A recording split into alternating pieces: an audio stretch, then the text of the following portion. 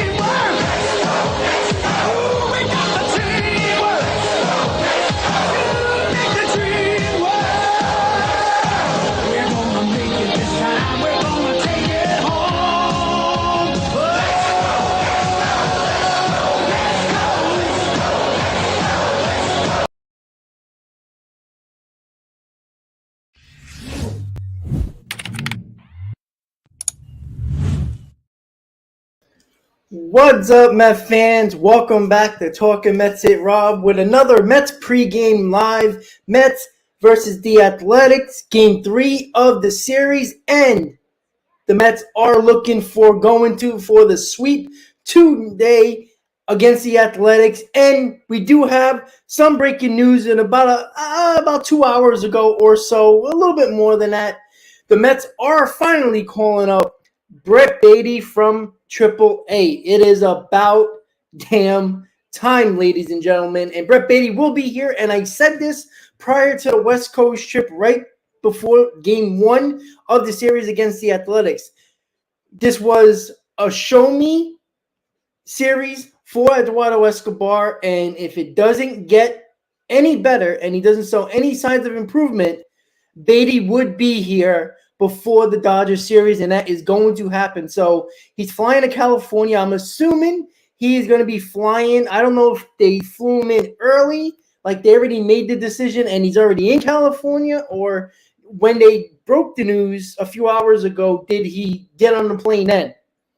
So that's where we are with that. So he'll definitely be in LA tomorrow with the Mets when they face the Los Angeles Dodgers. But first things first, Mets got to win today, right? We were all pumped up because it's supposed to be Max Scherzer on the mound for our Mets. Unfortunately, he felt some soreness below his scapula, which he spoke about that it was similar to his 2019 injury. And when you go back to 2019, where was that? That was with the Washington Nationals, where, he was good for the Nationals, but he also wasn't, big, because Strasburg was the big pitcher in the playoffs for the Nationals. So that's something to I don't know if it's worried about, or is it just, if it's really something small and minute that Scherzer, because he looked like he wasn't worried at all in the interview after the game yesterday when the news broke. It seems like he says that he knows his body. He says that once you give it a rest, it goes away and everything's fine. Let's hope that's the case, because we cannot lose Scherzer for a certain amount of time. We can't have Scherzer go out and then Verlander comes back and we're back to square one again. So the good news with this situation is this. I think it was an easier decision for the Mets to make after the win yesterday. I do think if the Mets would have lost yesterday, Scherzer would have pitched. I think that's how not serious this injury or this soreness is below the scapula. So that's what I feel. And the good news about this is that now he will pitch against the Dodgers the last game of the series on Wednesday if everything works out the way it's supposed to. So that might be a blessing in disguise, even though I do think if the Mets would have lost yesterday, and that's why the news did not come out until after the game, because I do believe they made the most sense was like, all right, let's not push it for no reason. We won the series. We'll throw in Jose Butto. They trust their offense enough to score some damn runs, and I think they will. So, it's going to be a tough match. JP Sears is a decent pitcher, and with a lefty on the mound, I do worry a little bit because the Mets have struggled against lefties. But I do think because we won yesterday, Scherzer, they weren't going to push Scherzer for tomorrow, because you cannot lose a series against the Oakland Athletics, especially currently constituted. So, with that said, don't forget, guys, to please hit on that like button. We are at the last game of the series against the Oakland Athletics. Looking for the sweep, so bring out your brooms. Enjoy the afternoon right here on the channel. And, of course, Met fans are excited because not only do you get the lineup, you see Francisco Alvarez playing back-to-back ball games. That's right. It has happened, to quote Gary Cohen. It has happened. Francisco Alvarez is catching back-to-back days, playing back-to-back days. And it also makes sense because Jose Butto is pitching and Alvarez has caught him more than enough over the last year. So it is also a comfortability factor when it comes to Butto and also Alvarez. So we are here. Two of our top prospects are on the team starting tomorrow officially. And, I'm assuming I didn't see any news or any information of who is going to be sent down. If you guys seen that, please put that in the chat. I haven't seen that yet. So I don't know if they officially made the move yet. But I'm assuming they're waiting for him to come to California first. I don't know. But I do think 100% this needed to happen. And I think I do think the Mets heard the noise. I mean, it was getting louder and louder day by day. Even yesterday, it got really bad as well, right? When the Mets weren't scoring runs, it was, you were biting your nails to make sure, because it was a close game yesterday, and that was something that the Mets really shouldn't have made happen, but it happened. But we still won the ball game, and I do think they heard it, and they had to make the decision. No matter who made the decision, if it was Steve Cohen said, you know what, guys, listen, I want this kid up. This kid is wasting his hits, wasting his hot streak, wasting the power in AAA. It makes no sense. If Escobar was batting 250, have a couple of home runs, maybe there wouldn't be that much noise about that. But because he's batting under 100, has looked lifeless, you had to bring him up. And again, even if Beatty doesn't do well in the majors, and right now, and he comes up and struggles, I think the Mets are going to keep him around and keep playing him. This is the one kid I don't think they really want to play games with, because I think they do believe that Beatty is their top prospect. No matter what the the overall status as an MLB reference, wherever you look for your top Mets prospects, I think the Mets believe Beatty is their best prospect. And they're not going to screw around with him at all. They're going to play him. I have that feeling that you're going to see him play all 3 games against the Dodgers.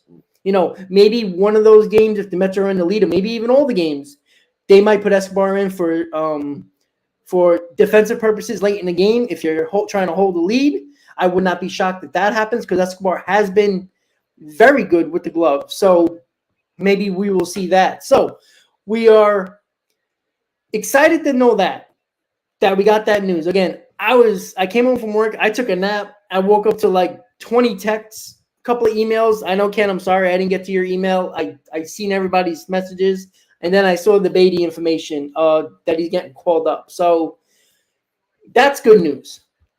The news not really the news, but yesterday's game was kind of annoying, right? Fujinami pitched a good game. He had good stuff. And the problem that his MO, at least so far this year, and even in Japan, was his control. His control, wasn't a problem yesterday until he faced Kana, and when it became his last batter he faced. When Kana hit that home run, I felt very confident the Mets were going to win that ball game. I know there was a couple of situations without Avino making it interesting. Robertson didn't really make it interesting at all. But what happened with the umpire and the pitch clock violation? Granted, it technically was a pitch clock violation. I mean, it just hit 0, and he just started to make his windup, or coming from the windup, and it was like a split second, and the umpire called it. It didn't affect the game because I'm telling you right now, if that kid would have hit a home run and won the ball game for Oakland, and it was because of that pitch clock violation that he had to throw another pitch, Met fans would have been absolutely insane. And it just comes to fruition that this is going to happen in a bigger game.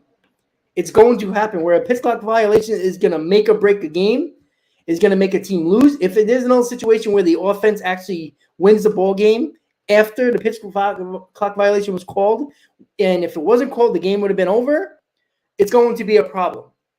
And this is what I don't like about the pitch clock.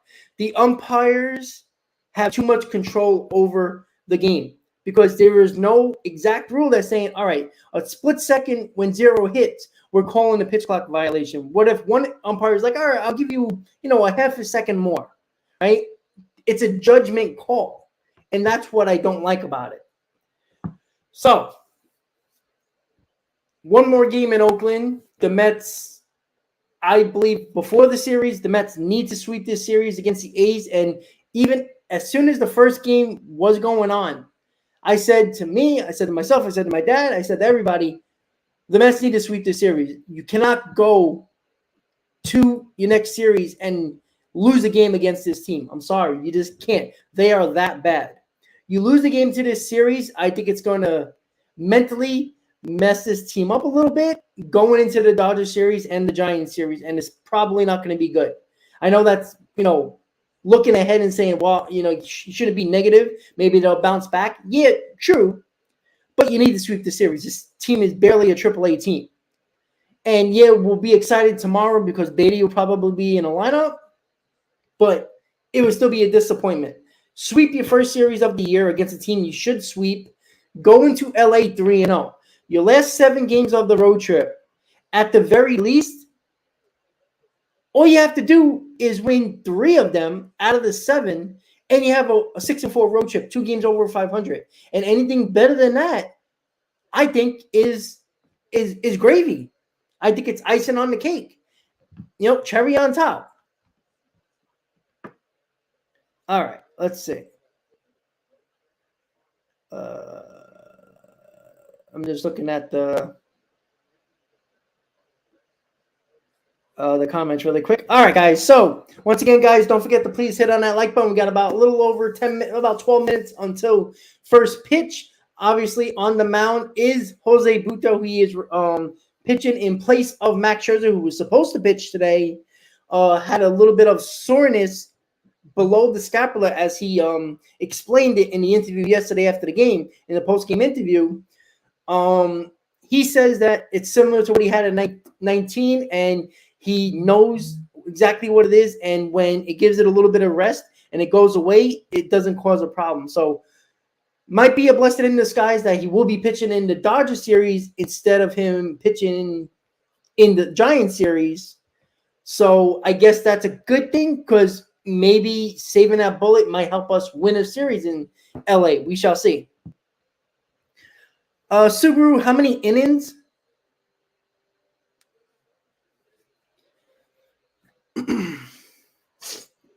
I don't know. I mean, I don't know how many pitches he's thrown or innings, how far he's went, and, have they made him pitch 90 plus pitches, in AAA so far? I don't know.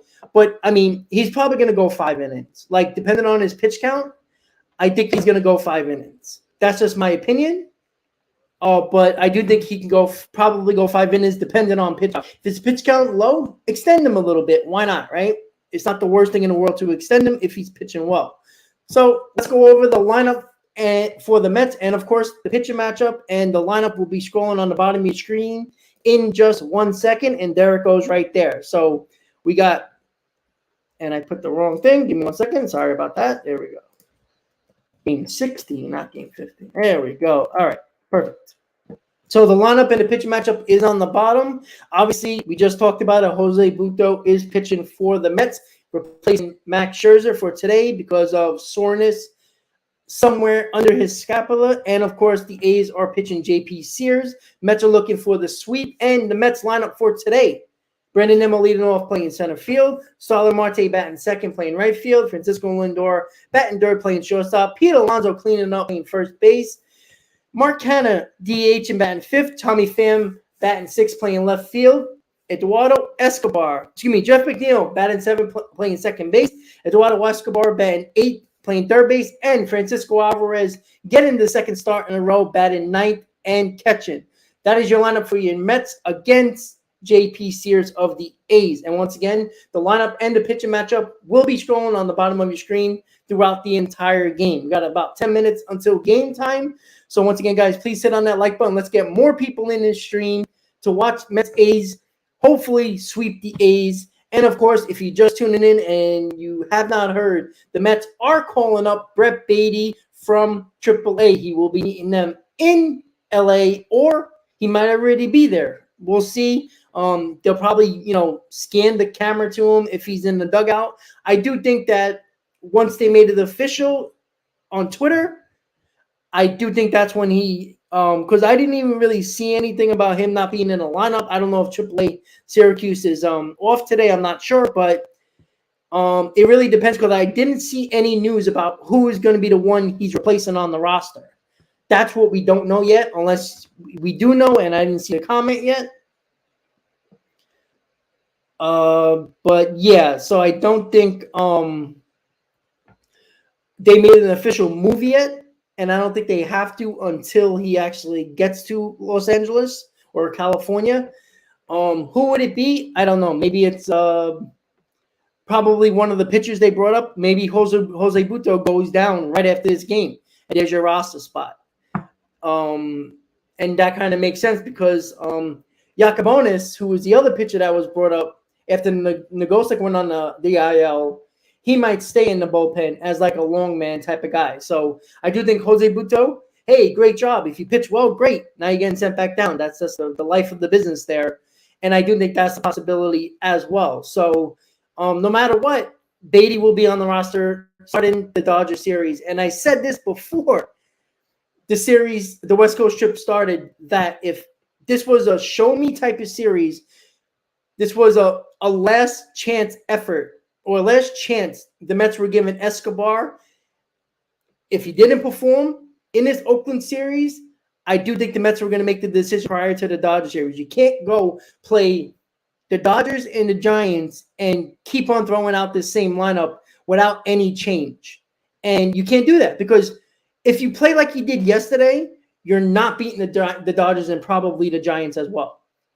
They would have beat you It's very simple. The way Carrasco, even though he pitched decent yesterday, there was enough balls over the plate that if it was a better lineup, he would have got rocked all over the yard, most likely. So we do know that Alvarez is in the lineup for the second straight day. That's great. Now, there was some talk about that yesterday, but I think more of the reason why he's pitching, catching a second day in a row is because he knows Jose Butto very well. Obviously, catches him in AAA. So comfortability factor, and that makes the most sense. So 2 days in a row. And again, if Alvarez can just hit a little bit and show a little bit of anything at the plate, go 2 for 4 today. It doesn't have to be home runs. Hit 2 solid base hits. Show some life at the plate.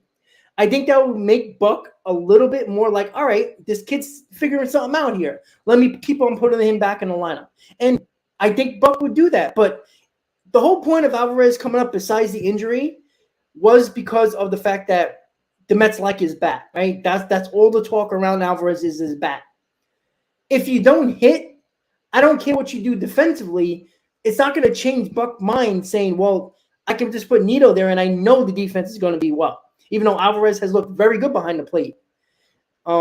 It's just he needs a little bit, just show a little bit of life with that bat. And I think it's going to change Buck's perspective on playing this kid more often than not, even though we should be playing him more often than not. So Grant is driving home from work. That is always perfect timing. A member of Talking Mets at Raw, by the way. And once again, guys,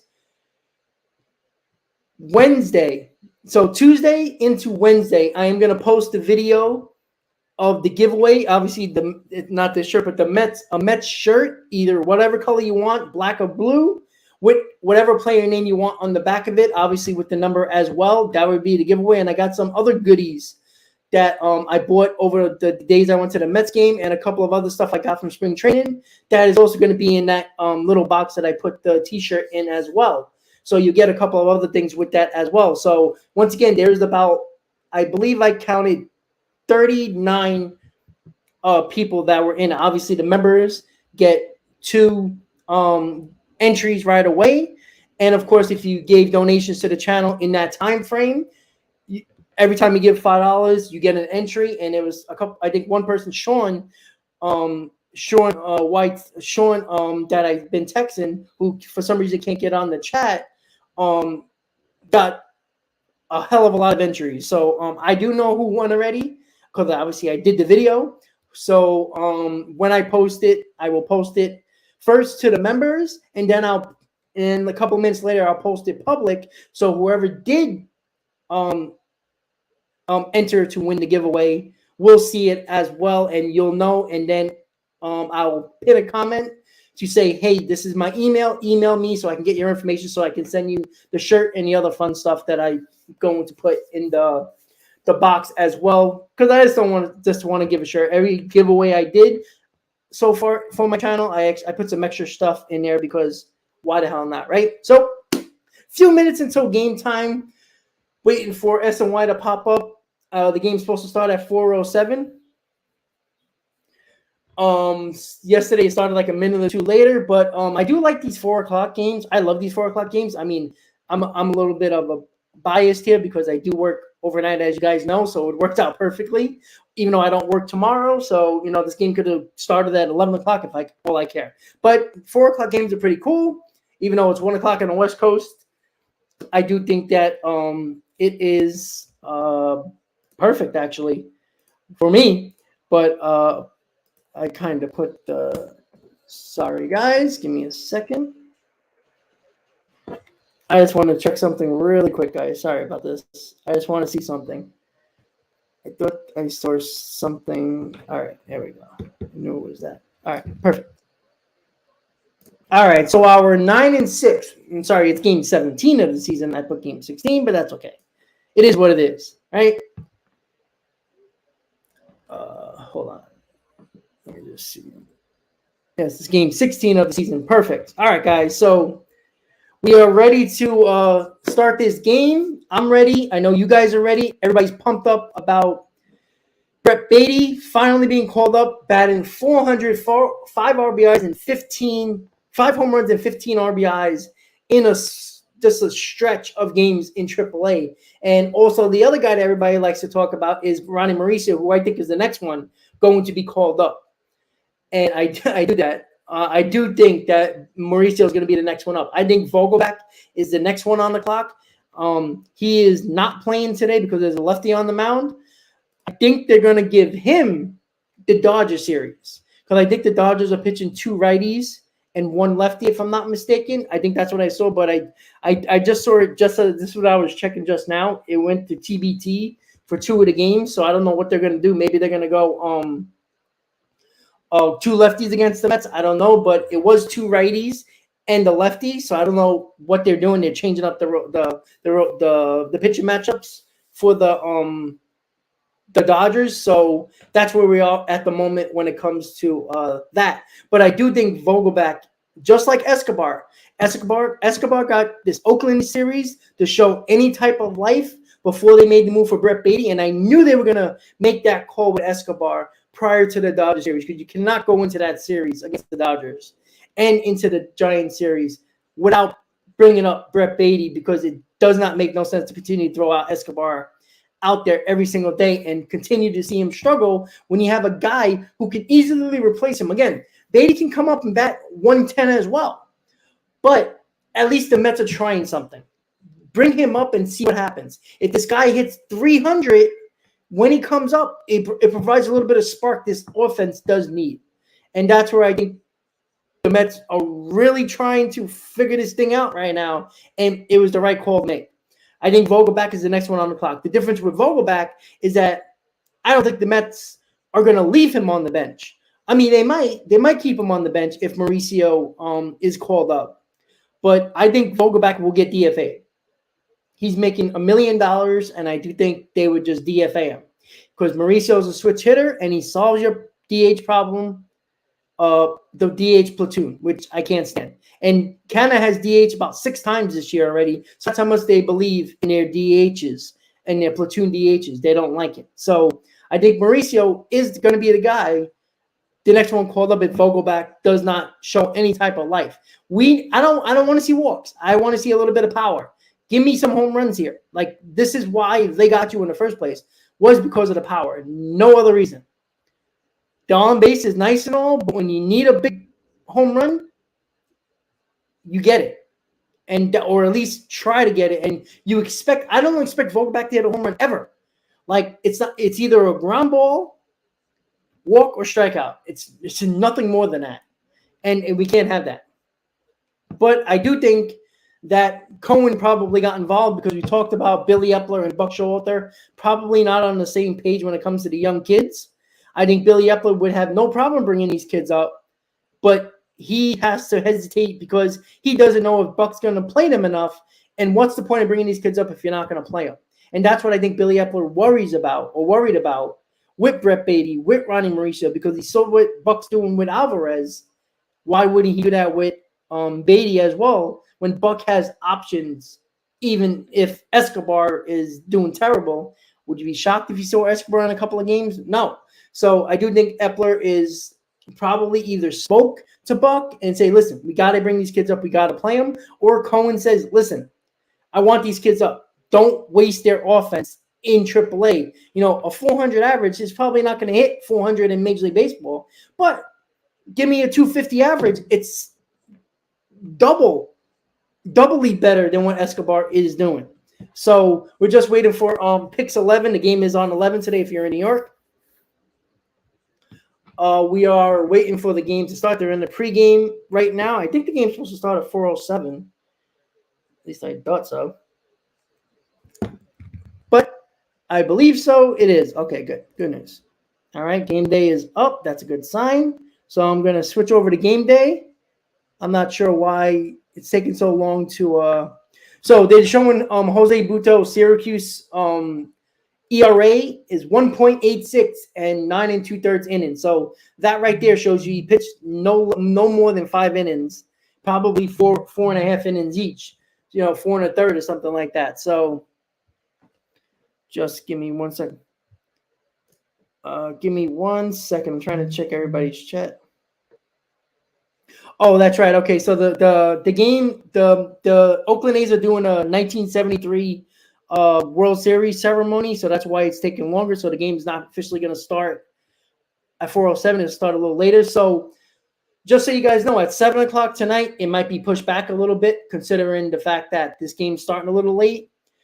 If the game ends before 7, hang around for the Shea Bridge show with me and Hayden at 7 o'clock. We're going to recap the week of games, and that was with the Padres and, of course, the Oakland series. And then we're gonna preview the Dodgers and Giants series on that stream. And, of course, other topics will come up. The Brett Beatty topic will come up now. The Alvarez back-to-back games will come up, and all other stuff that we're going to talk about during the 1 hour show. So tune in, after the game, and you will get the Shea Bridge show with me and Hayden hosting and providing all the information and all the fun topics that we talked about last week in regards to the recapping of the week and previewing the following week. And, of course, a lot of cool topics. And, of course, your comments and questions that we answered during the show as well. So we are going to be having more fun as well when it comes to that. Give me let's see. All righty, guys. So I don't know when the game is going to start. So you got me until the game starts. So let me just look at the – I see Ken says Cohen ordered this call. I probably – Noah, can we get a decent reliever and maybe a minor leaguer or a player to be named later for Vogie?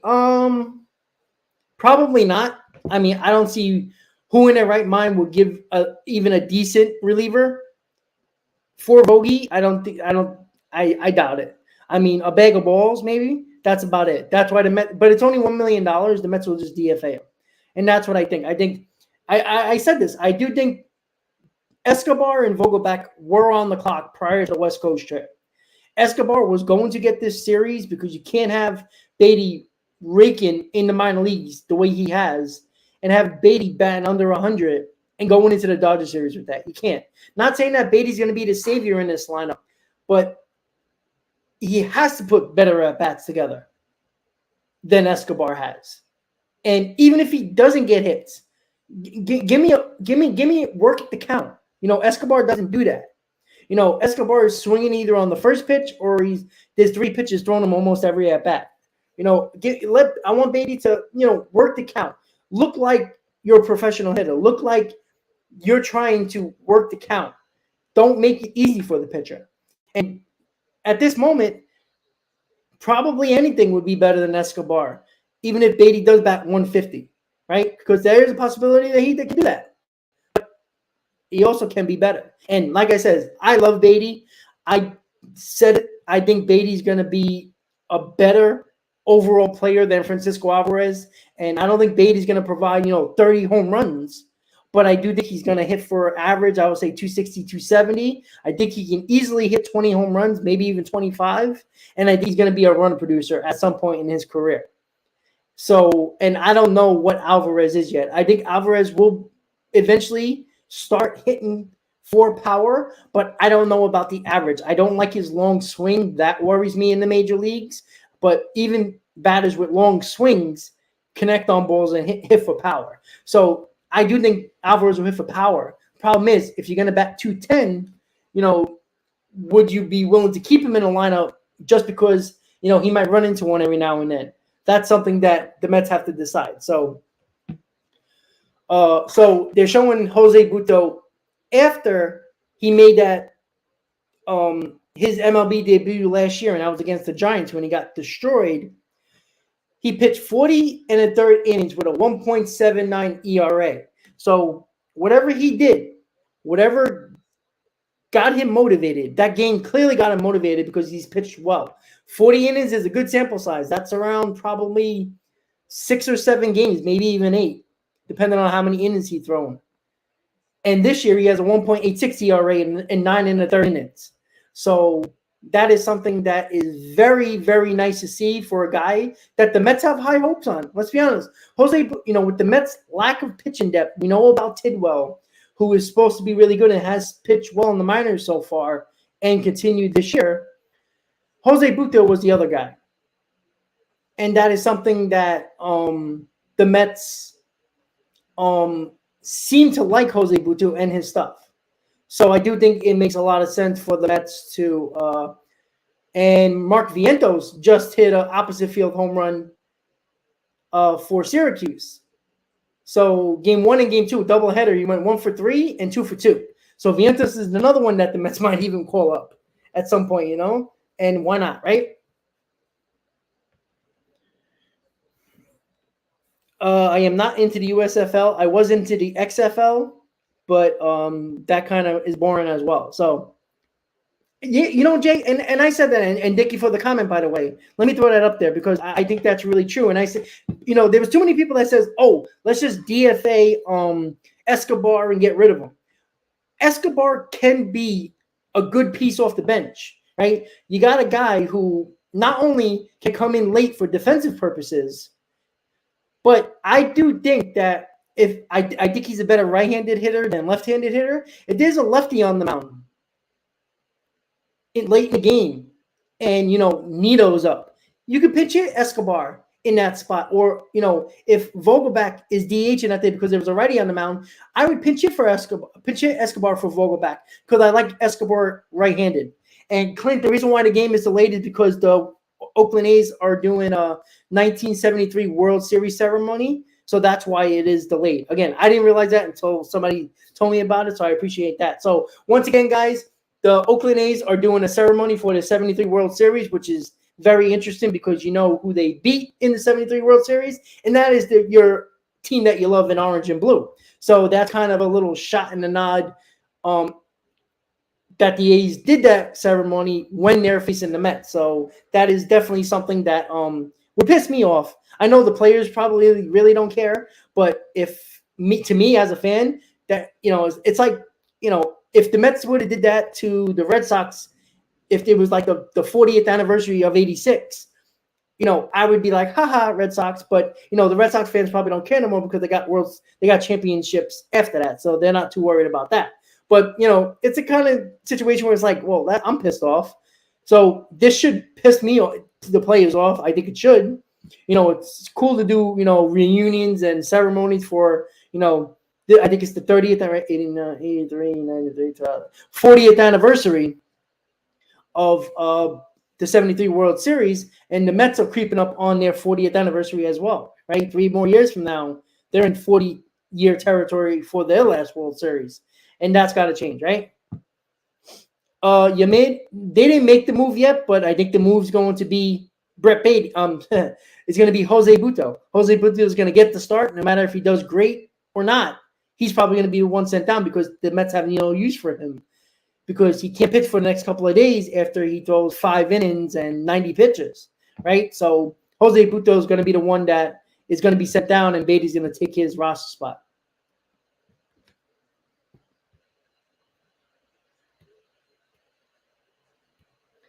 Pitbull, yeah, but if you listened, and clearly you didn't, if you listened to that 7th inning, I said prior to his at-bat, we don't need Vogelbach to walk every time he comes to the plate, right? On-base percentage means absolutely nothing for a guy that you got because you needed some power and protection for Pete Alonso.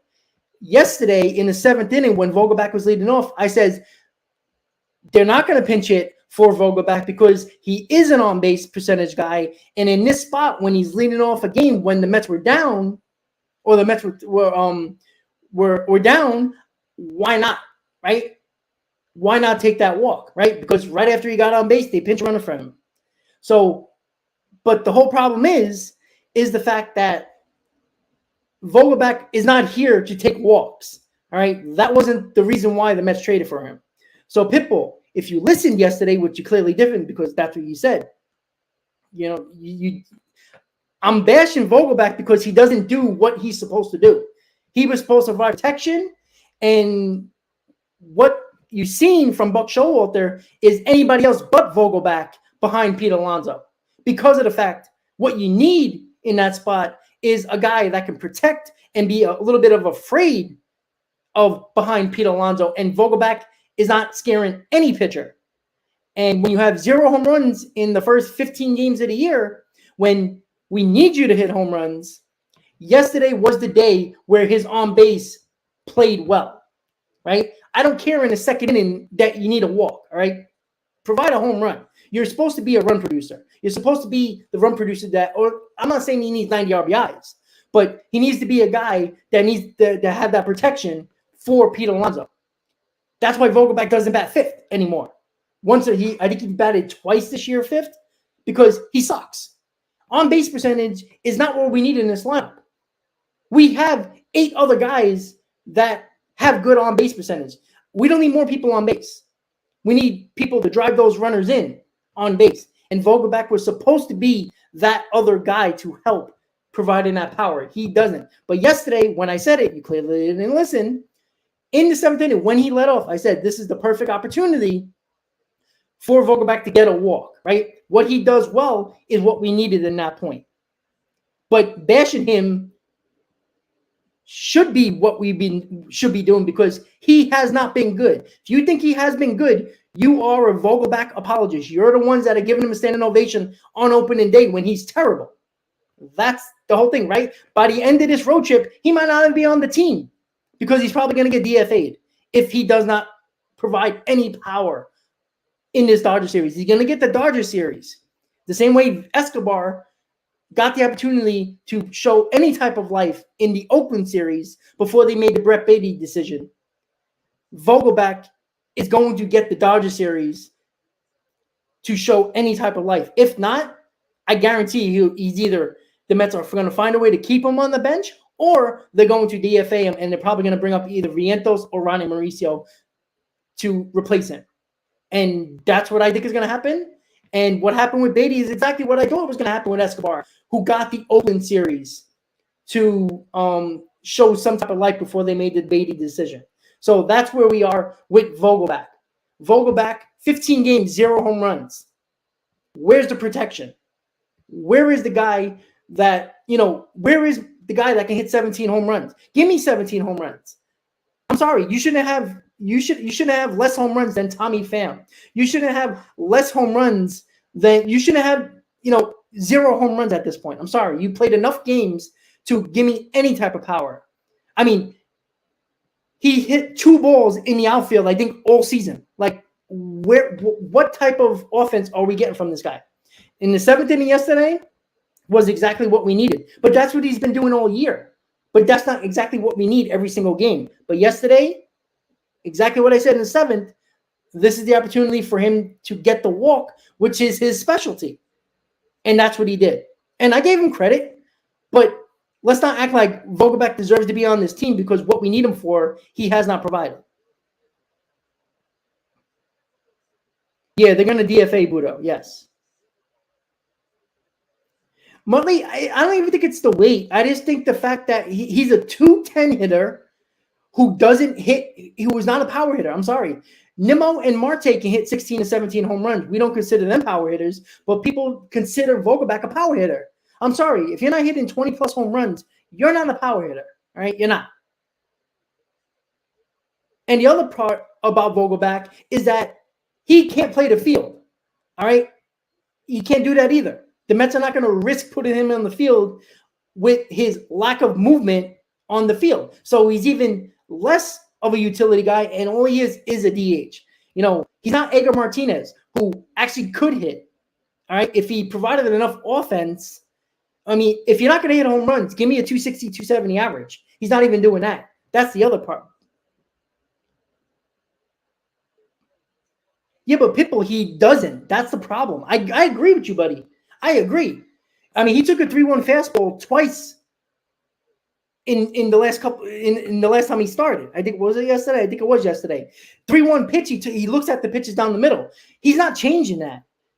Like, there's a reason why his on base percentage is so high. He does not take the bat off his shoulders. That's a problem when you're looking for a guy to protect Pete Alonso. I mean, look at the games that he's played in. I think opening day, he batted behind Alonso. The third game of the season, I believe he hit behind Alonso. And I think one other game. Every other game, he's batting sixth, seventh, or eighth. So he's not even given the protection that we need. There's no threat of this guy hitting a home run. That's terrible. And listen, I like Vogelbach. Nothing would make me happier if Vogelbach provides some offense here. Because he does look like the everyday guy, right? That's why people love him. But you also have to show it on the field. Another walk doesn't help this team. It helped in the seventh inning yesterday. Absolutely. That was a situation where you needed him to get a walk to get on base because we were down. But at the same time, you have to, realize why the Mets got him. I mean, I never thought it was a good trade for Epler. You did trade Holderman, which could have been, extra useful in this bullpen, could have helped even more. What we needed from him at the time of that trade last year was protection for Pete Alonso. He actually looked better last year, and I killed him, than he does this year. That's a problem.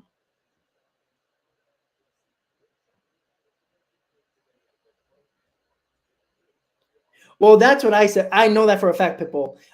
He's going to go to one of those teams, and he's going to kill us. Like, that's just guaranteed. Like, that always happens. Well, see, right, Wayne, exactly. That's why Escobar is still useful, because of the fact that he's been, there's a lot of players who struggling mightily at the plate and bring that their offensive woes onto the field, and it affects their defense. Escobar has played elite defense this year, even better than last year.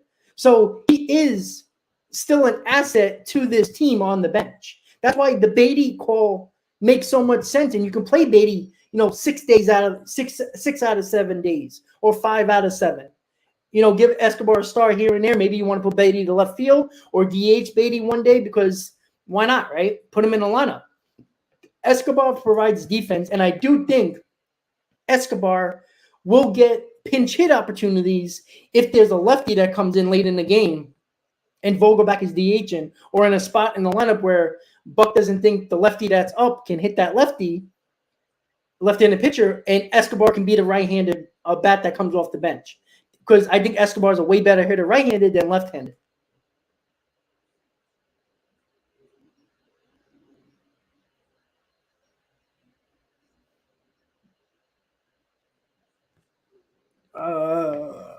Let's see. Give me a second, guys. I'm just trying to catch up to the comments.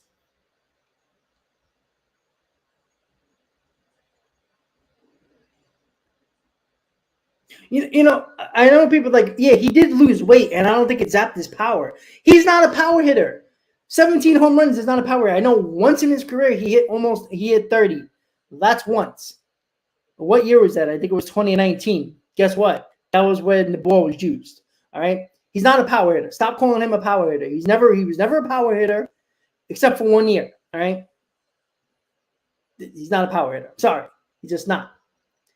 And, he's a guy who hits 17, 18 home runs, might hit 20 on a good year, but he hit 16, 17 home runs, which Nimmo and Marte can do on an every year basis. So we don't consider Marte and Nimmo a power hitter if they hit 16, 17 home runs. So why call Vogelbach a power hitter? Because he's not. He's not. I don't think it's the weight that zapped his power. I just think he's just not a good hitter. We're allowed to say that. Just because we like the guy, because he looks like the everyday man, doesn't mean you can't criticize the guy. The guy is not a hitter. This guy doesn't take the bat off his shoulders, and he doesn't play the field. If you don't, all you do is get on base, which is nice in a situation like the seventh inning, but that's seventh inning is not every at bat, right? When the Mets were down 2-0 and it was the fifth inning, you're looking for a home run from Vogelbach, or at least some type of power, or get a hit, something. So the ceremony is over. You see the Mets stretching on the field, so I'm assuming the game should start in about 10 minutes or so. Once again, guys, at 7 o'clock or whenever the Mets game is over, and about 10 minutes after that, the Shea Bridge Show, me and Hayden, we're going to recap the week of the Mets against the Padres and the A's. And then we're going to preview the Dodgers and Giants series for the upcoming 7 games for the New York Mets. So make sure you tune in after this live stream for the Shea Bridge Show with me and Hayden. And, of course, we answer your questions, and we just go over topics and we debate them and everything like that. Last week we had a couple of disagreements, and it turned out to be some good content. And a lot of people like me and Hayden together because he's more analytical than I am, and it bounces each other out. So hopefully you guys check it out after the stream, or even check it out after the video, the next day. The videos are up. It is the Shea Bridge Show podcast. It is set up to be a podcast on YouTube. So it will be whatever podcast you might be listening to or checking out on YouTube. It's part of it now. So check that out when you get a chance. But it'd be cool for you guys to come in during the live stream at 7 o'clock or whenever the Met game is over. Pitbull, I wouldn't have a problem with Mauricio playing second base and McNeil playing left field. But here's the problem, right? I know a lot of people think Canada's a fourth outfielder. What Canada did yesterday, he'll have about 4 or 5 games throughout the year. He'll hit a big home run. I mean, he's still not a great, really good player, but he actually hits about 4 or 5 home runs that either ties the game or is the go-ahead home run. He does that 4 or 5 times a year. And, that might not seem like a lot, but that could be 4 or 5 more wins on this record for the Mets throughout the season. You are taking Canada out of the lineup. I know a lot of people don't like him because he usually doesn't do much, but he does provide that big home run yesterday to tie the ball game. So, yeah, you can put, McNeil's struggling right now, but nobody's talking about McNeil sitting on the bench, right? Of course not. But I do think that I wouldn't mind that. If you need to get Mauricio in with the in the lineup with his bat, put him at second base if you really want to. But again, there's no reason to play him on the field because he can be the DH because he's a switch hitter, right? And occasionally he'll get his starts here and there. In a day when you actually might want to give Lindor off, like today would be a nice day. Like if Scherzer was pitching and Mauricio was up, I'd sit Lindor for the day and put Mauricio in shortstop, right? Mauricio can play third, short, and second. So you got another utility infielder that can play a lot of positions. And that's also good because Beatty can also play left field. So you got guys now that you're bringing up that is versatile. And that's huge because right now we don't have a lot of versatility on our bench, right? Luis Guillorme, great. He can play second, third, and short, in an emergency, right? Vogelbach can't play nothing. He's supposed to be a backup first baseman, but they don't do that. So he's useless other than DH, and he ain't even that good doing that. So that's where we are. The game's about to start, guys. You guys know the system and the way it rolls on this channel. Once again, we'll have game day up in just a second, and you'll have the game audio from Pix 11, and the first pitch is coming, so let me put it up. Sorry, guys. That was quick. Let me put game day up, guys. Sorry about that. That came up pretty quickly after the commercial. Great series so far. In fact, over his last 3 games, 7 for 13 with 5 driven in at the game we hit in yesterday's game. Alrighty, guys. Give me a second. I'm let this go. There we go. All right, so Brandon Nimmo is leading off and ready to go. Stop blaming us. There we go. Wow, the Ace fans are saying stop blaming us. And Nimmo hits a base hit. There we go. Put this game away early, baby. Once again, guys, hit on that like button. And let's get a Let's Go Mets chant in the chat, baby. Let's go. Good start by Nimmo. Ken's favorite player. Yes, Juju, he will. Robbie Marte will step in for Athletic, getting 329 lifetime in this ballpark. He's looking Sears' number.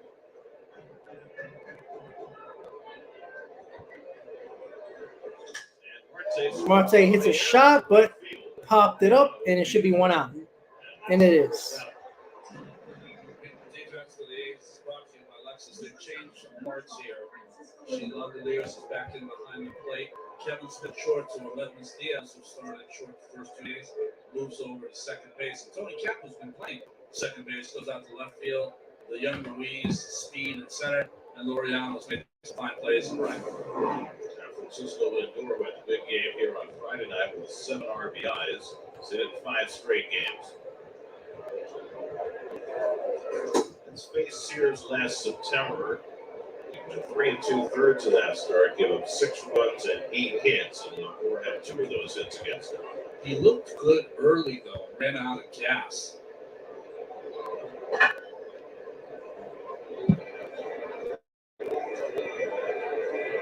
VENMO is shortly at first, and Lindor Richard, fastball high and it's we've been beating that drum for a 59 while degrees of game time. I think that's the on this channel. It's been talked about a lot with the secondary players. Doesn't give him enough time. I agree with that. Come on, Frankie. Yeah, I know. For the game today. 50th anniversary, Back with breaking ball up for a strike and it's 2-1 to Lindor. Reggie Jackson made a little speech and Juju, that's a good comparison too. Even though, Danny Murphy was always like a 280, 290 hitter, McCann's nowhere near that. I mean, Canada's nowhere near that.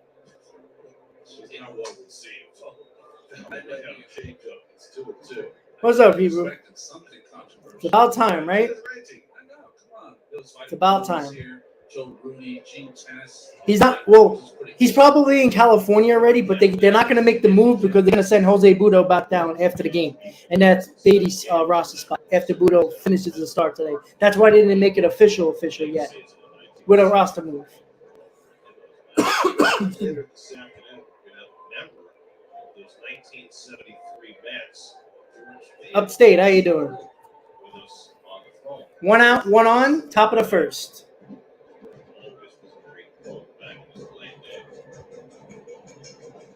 That goddamn drum. Lindor pops it up. Should be 2 outs. All right. Here comes Pete Alonso.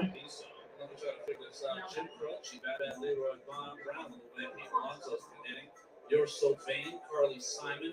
You think it was about Mick Jagger for Mark Cannon, his solo home run, and Live and Let Die to me. James Bond, Paul McCartney, highest ERA that he's in the show pitching. That's a nice pop.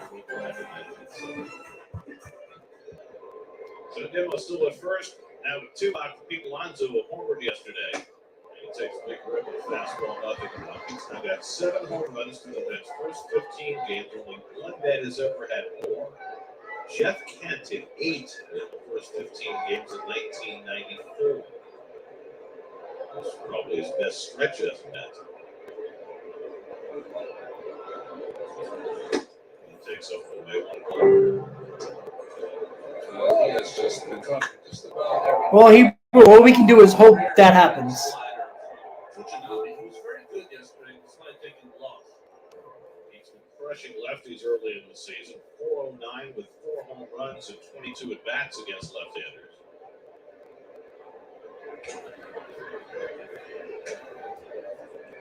He puts up 1 finger for the number of throws over, and then 2 fingers for the number of outs.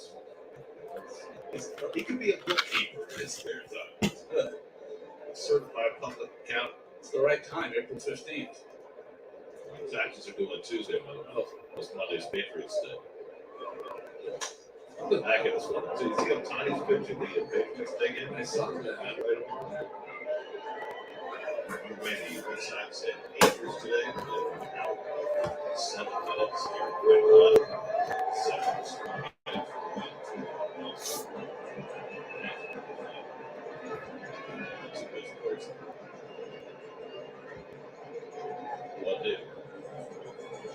Good eye. J.P. Sears was a rookie last year with the Yankees. He's on their opening day roster, and they got traded. You have the deal for Mickey Montas and Trevino. And came over from Oakland for the last 2 months. Pitched well in 49.6 ERA last year, 6-3. You guys can hear the stream, hear the call, right? I just want to make sure.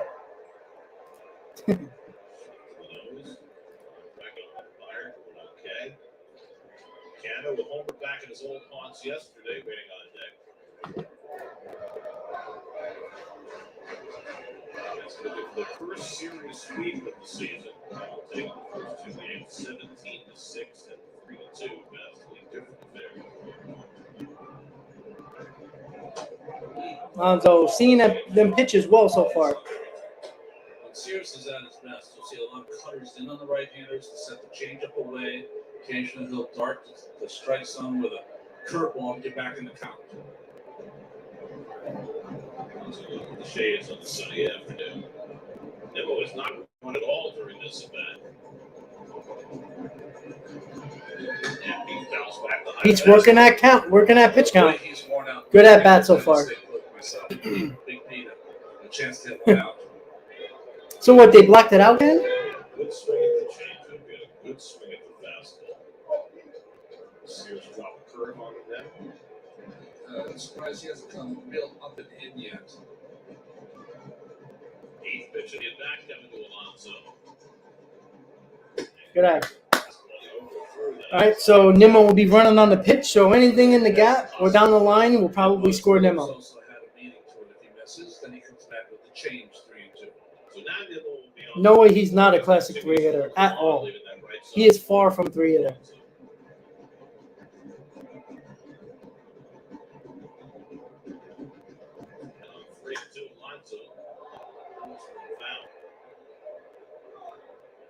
That's really a cutter there. The 70s look to the score. I like it.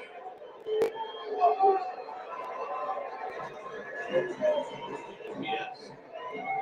So they got to get pitch number 10 coming from Sears to Alonso. And Pete Alonso strikes out swinging to end the top of the first.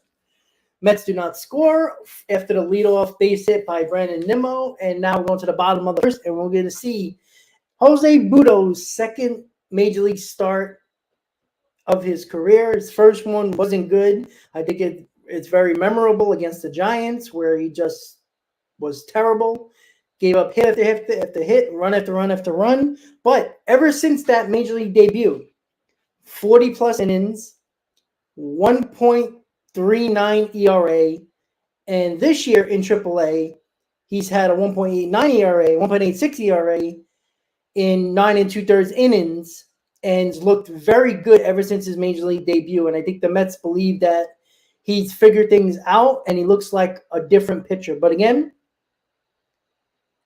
same time, it's still not major league hitting that he's faced. So we'll see. Again, it's a big jump from AAA to Major League Baseball. I think a lot of people don't seem to understand that. That, they see a guy hitting 350 and assume that he's just going to hit in the Major League level, and that's not true.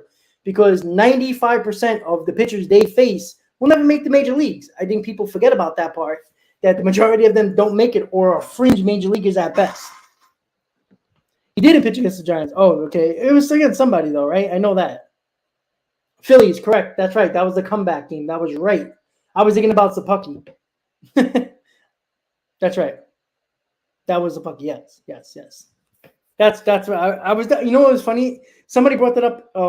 I think somebody texted me that actually. Talking, but yeah, it was against the Phillies. That was a game the Mets came back on. Chris, I'm not sure why MLB Extra Innings is not televising it, and the delay was because the A's did their 1973 World Series ceremony. That was the reason why it was delayed.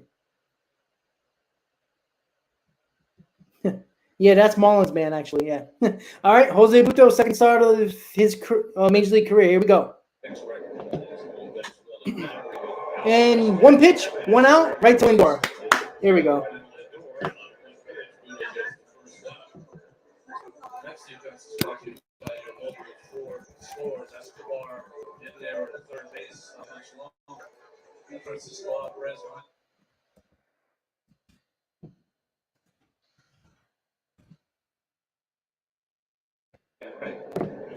Well, I get being blacked out in Northern California, but what about people that I know Ken's in Florida? I don't understand that.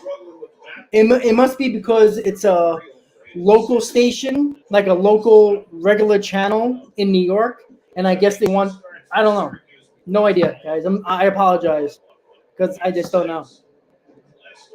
Stupid blackout rules. Saturday, but Sundays will be 6 scoreless innings. Left just 2 hits. He looked good in spring training, and there is an uptick in his velocity, 94 and 95. Can't even hear it on Age Radio. Wow. Very quickly. Fastball fouled by count 2-2. Bullpen made the start last August in Philadelphia. So far, he's throwing strikes. Good to see. 22 season. Okay, I'll make it a little louder. The problem is that some stupid drums are probably going to drown out a lot of it. But I made it louder for you guys. Ground ball should be 2 outs, and it is. That's the second out. So the Mets were down big. Nate Fisher came in for a big league appearance, helped the Phillies scoreless for 3 innings. Arcana hit a tied home run and a winning home run. The Mets won the game 10-9. That's no decision he'll ever get in his life. So he's retired the first 2, and now Brent Hooker. He DH. Yeah, Jason. It doesn't. You know what's funny? It's very low as it is in this ballpark, and I have the volume up extremely loud, and I can barely hear it. And I'm standing right next to the TV, sitting right next to the TV, and that's a base hit.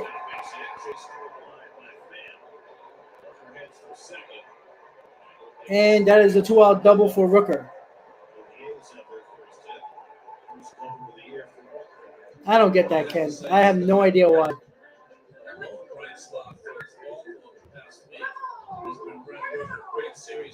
Yeah, but Mark, there's people in this chat that are talking about they can't see the game and they're in Florida. So I don't get it. I think because it's on a local channel, but then again, people were able to see it yesterday. All right, should end the inning. And it does. So a nice first inning for Jose Butto. Gets out of the first inning. And the Mets are coming up in the top of the second. Yeah, guys. So for some reason, when the Mets are in Oakland, they do those stupid drums in the outfield. The fans do. And it's like, it's constant banging. So it makes the broadcast sound a little low. And on top of that, the broadcast is already low at that ballpark. And it makes for the sound to be.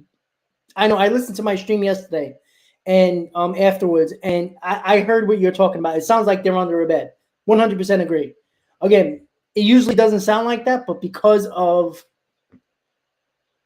the Oakland situation and the way it's set up, and the microphones and everything like that, you hear more of the drums than the actual broadcasters, and it just So, Christian, you get it. What do you got it on? Is it MLB.TV? Well, yeah.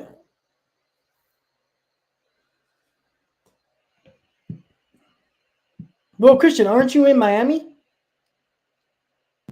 Because that's kind of weird because yesterday people had no problem getting the game.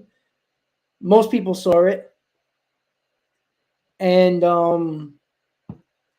today they're not. And it was on Pix 11 yesterday as well. So I don't know. Oh, yeah, Jason, I think that's why a lot of people like it. At least that's what I've been told by people. It's cool to interact with people during the game. And especially if, you're just watching the game by yourself or, just like, hey, let's have a conversation. Sometimes you have an opinion, you have a thought. Instead of just running around in your mind, you can just type it in the chat and see what people think about it, right?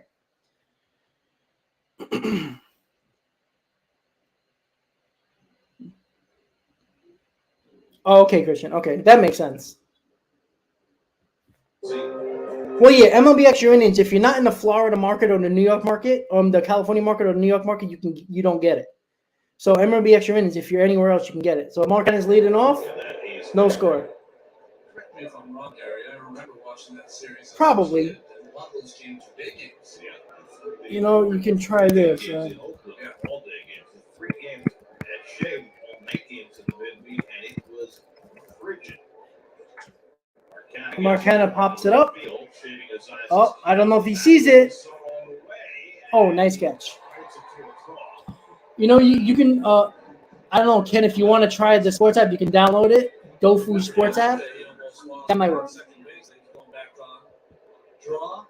I don't know. I think because he caught it, he gets the decision. Nice job. But McNeil is not providing that protection either. Like, even when McNeil is red hot, he's still not providing that protection. All right, Tommy Pham is up. Tommy Pham's been good for us so far.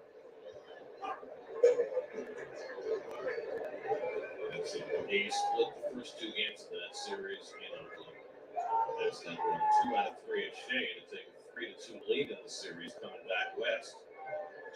Ooh, that's a shot. To center field. That goes Come on, Tommy. Yeah, home run.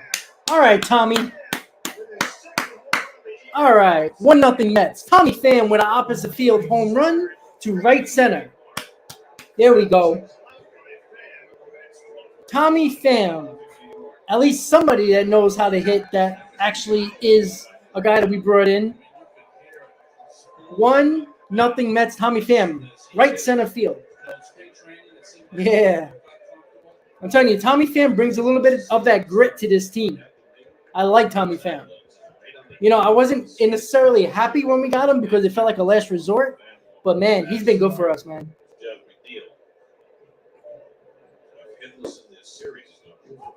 That's what I'm talking about. Early lead. That was a shot. Hitting that to right center field, opposite field, in that ballpark, he hit that 390-plus feet. Woo.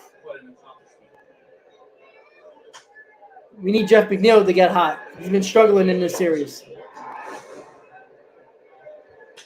Up here, that's what it sounded like, that explosion when the ball carried. Right over the 388. He didn't hit that ball over that high fence of right center. Might be a hitter very often.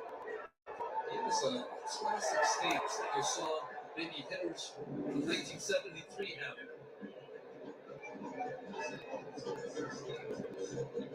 Now the count with 2 for 19 against lefties this year. The series was 2.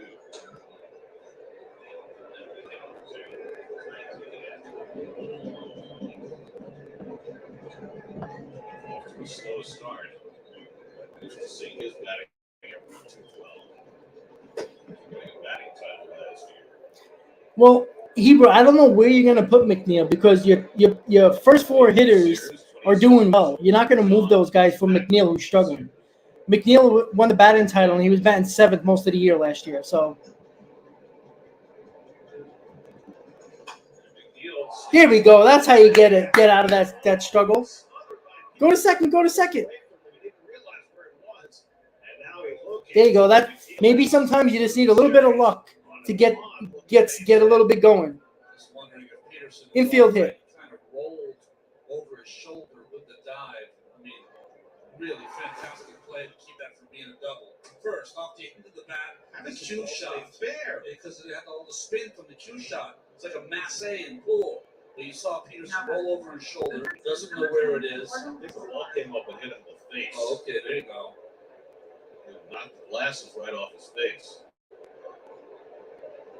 Maybe it was hitting the ground. Yeah, I just thought that left shoulder was compromised. Holding his mouth. So here is Escobar.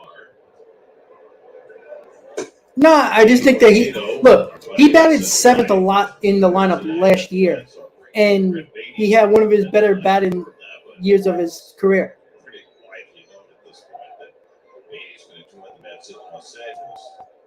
And obviously that has big implications for part of Escobar. And Escobar hits a shot, but foul. As if in response. Yeah, but no, here's the problem. You're not going to move a top of the order that has been very good for a guy who's struggling. Because if he continues to struggle, you're hurting the top of your lineup. You're not doing that. Face plant. His whole face just disappears into the sod. He's not a number 3 hitter. A 3 hitter is more of a guy of a driving in runs type of guy. McNeil is not a run producer. He's a guy who needs to be batting first or second, but you got Nimmo and Marte. They're doing well. You're not going to move them. That's how it goes. Escobar 1 for 5 in this series, sat yesterday. So if 80 arrives, I'm assuming he's going to get the whole playing time at third base. So then the Mets have to figure out what to do. Now, short term, it's probably easy. They brought a Butto to make the start today. Probably goes back down and go with the next position player. Morning beer, what's up? I think so, Tomorrow. Transistor. Ninth is a kind of an odd spot for him. Try to get hits off. Miles an hour to start. Why not? The deep end. McNeil at first with 1 out, 2 and 2 to Escobar. And then Bruno fouls it away. Hebrew, I agree with you, but this day and age of baseball, they don't consider the best hitter on your team to be the 3-hitter. If you look around the league, the best hitters get moved around a lot in the order. Look at the Marlins with Arias. He led off. He cleaned up. He batted third. He batted fifth. They don't do that anymore. And again, McNeil won the batting title last year, batting seventh most of the time. Came up last year, hit a home run in his first at bat, struggled a little after that, and then after just a few games, he hurt his thumb and was out for the You know, year. Olerud actually provided power as well, which McNeil does not. Now, I agree with you. The third hitter is usually the best hitter in your lineup. But name a lineup that has their best hitter batting third. It doesn't happen anymore. They don't do that no more, unfortunately. Believe me, I agree with you. The best hitter should be batting third. It's a guy to get on base before you clean up hitter. But they don't do that anymore, unfortunately. Ground ball. Moves over to second, and Escobar is out at first. 2 outs. So at least Escobar gets him in the scoring position. Now, Francisco Alvarez, once again, seems like he always finds a runner in scoring position when he comes up. He's 1 for 11 on the year. Want to see Francisco Alvarez, even if he doesn't get a hit here, I want to see a good at-bat. Hebrew, I think so, man.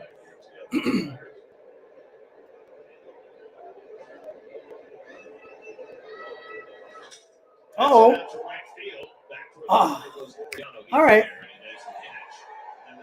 And that makes the inning over. Alvarez got a better swing on that. But, again, he got under that ball. He has a big uppercut swing that I think he has to fix. Because that uppercut swing is not going to work in the big leagues. It's not. Well, Ken, that's the problem that's what I'm saying. Like,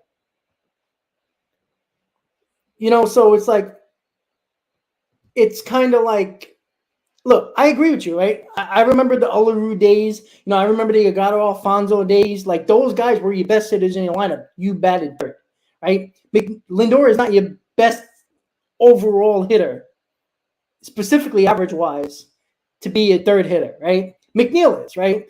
McNeil would be a decent, you know, I think he's a extremely perfect number 2 hitter, but could easily, in, you know, the late 90s, early 2000s, be a number 3 hitter, right? They just don't do that no more. Right? They just don't. You know, Judge led off how many times last year? And he had the same amount of RBIs as Pete Alonso, and he had 22 more home runs. Like, it makes no sense.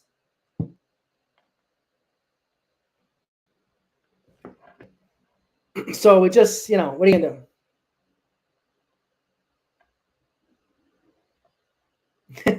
Joe's having a Miller Lite. I ain't going to lie. I'm drinking a little bit of soda. Not going to lie. No, I'm never down on Lindor. I mean, but Lindor is not a 3-hitter.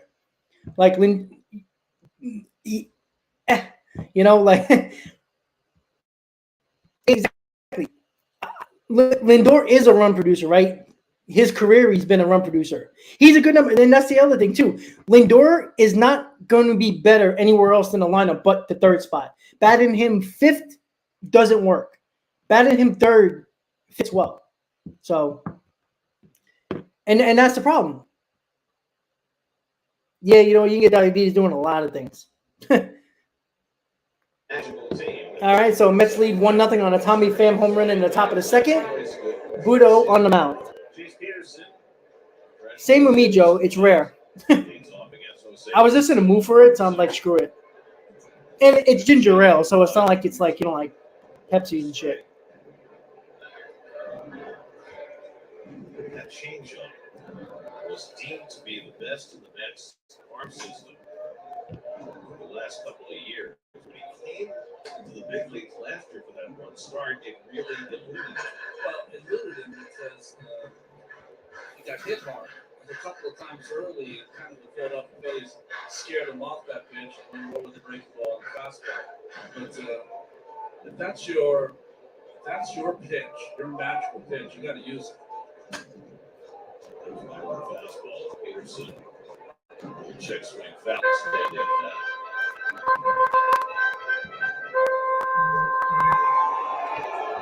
Lucas Diaz on deck and Shea Langoliers for the A's. Took was up and away with the fastball 2-2. Easiest pitch to throw when you're making your first start, the fastball. The hardest. Lemon lime salsa is a good go-to. I actually got a couple of those in the fridge right now. They have probiotic sodas. Interesting. All right, nice strikeout by Butto, first of the game. Well, there's something about Jose Butto that is different. And you know what it is? Throwing strikes. Absolutely, because you know what to expect. You know that you're going to take Cannabis flavors. just a normal warm-up. You're not going to be so excitable. You know what to do. It just makes it easier on that second start. The first one, Butto definitely is a completely different pitcher than what we've seen last year. You're nervous all day. Certainly didn't have that today, I'm sure. We might actually have a pitcher here, guys. 3 for 7 in the series with a double and a home run. Change up inside. Oh, okay. I actually never. I mean, I know probiotic drinks and yogurts, but I never heard of soda.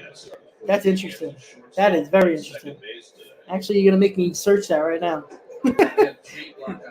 See, what would we do without the chat? September 6, 1983. First start in the World Series game one. And my first start here. Oh, they got probiotic dog food. Oh, wow.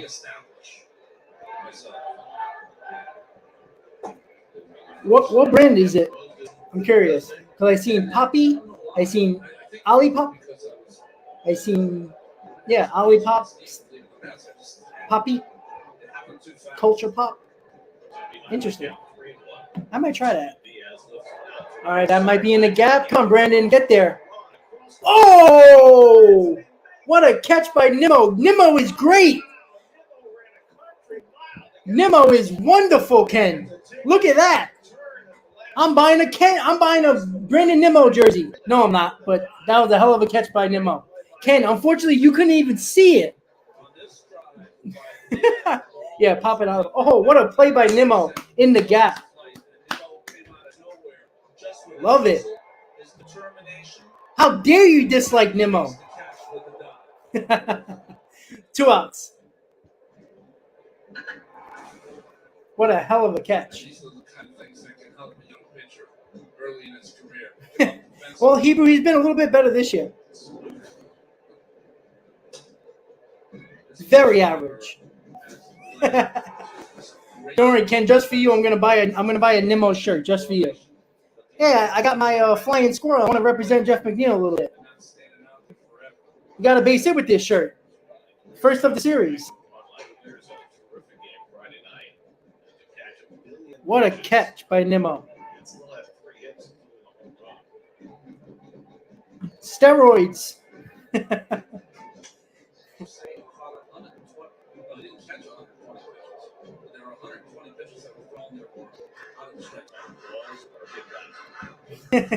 Just a little, Ken.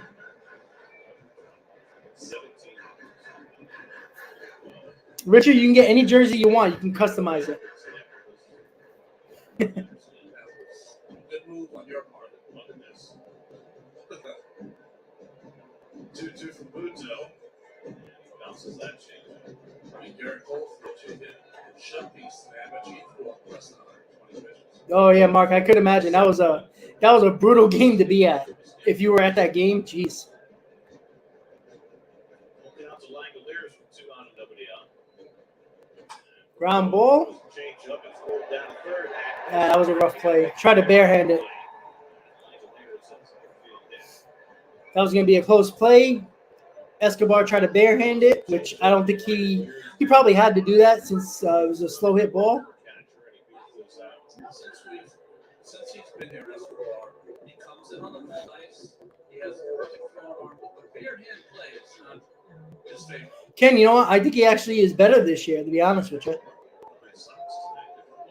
He has gotten to everything this year. 2 out. Runner first. Here's Ryan Nova, moving 8th in the order.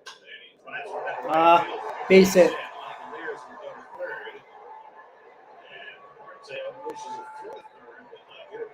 All right, so 2 outs, nobody on. Turns into first and third and 2 outs. See if Butto can bear down here.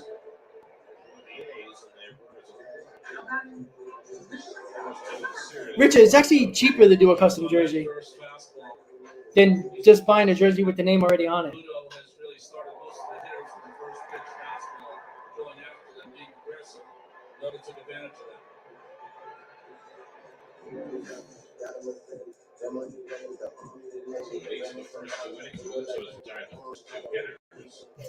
Double Rooker in the first, back-to-back 2-out hits here in the second, and then provided Kevin Smith.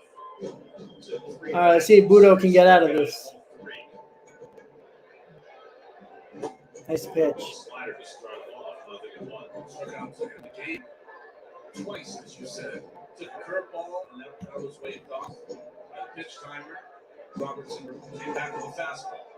And then this earlier at bat, he got called for a clock violation. And not too many people in the ballpark. Ground ball should end the inning, and it does. There we go. So Butto gets out of that little jam with 2 outs. Replaying the Nimmo diving catch in the right center field gap. Makes a nice catch, and Butto does get out of that little jam with the 2 outs. So there you go. Going to the top of the third, 1-0 Mets. Well, Richard, I mean, if you get it online and customize it that way, that's how I got my. Well, no, that's a lie.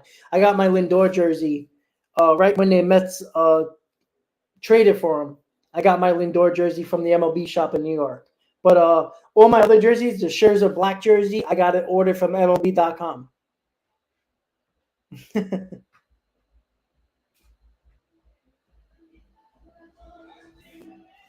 You know, to me, I think Beltran's a Hall of Famer because I think he was extremely clutch in the playoffs, minus the strikeout looking in 06. Sorry to bring that up, but that's what happened. He was extremely clutch with the Astros, and he played very well in the postseason for the Mets. You know, yes, it was only 1 year, but when the Mets got made the playoffs, but yeah, we'll get Joe. Don't worry, we'll get Correa when he's like 41.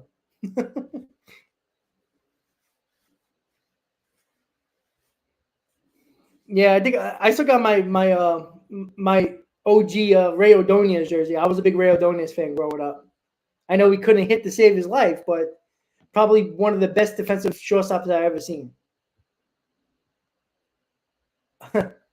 Yeah, that I didn't go to that game. I went to the Andy Chavez catch game, which was just as bad. Oh wait, that was the same game. I'm sorry. Yeah, that was the same game. See, this is yeah. I was in the loge section. Last row in the back. Fence to my back. Ay. Yeah, I do agree. Belgium was that good. I don't remember that. I was younger, so I don't necessarily remember that. All right. Top of the third, Nimmo leading off, 1-0 Mets. 1973 World Series. No, I said that for a while. That's why I don't think they're moving him out of shortstop. Because he is actually your one best trade piece that a lot of people probably are looking for. Not saying that Mauricio still can't help this team. He could. Oh, that's awesome, Richard. True. Series, but so did Darryl Knowles, being the first pitcher ever to pitch in all 7 games of the World Series. And Nimmo gets under on the center field, and Ruiz barely has to move. 1 out. Is it an old wives' tale that the front office? In 06, I was not 3. I was 12 or 13. Fantastic year. It was 12-3. Pitched really well in relief earlier in that series.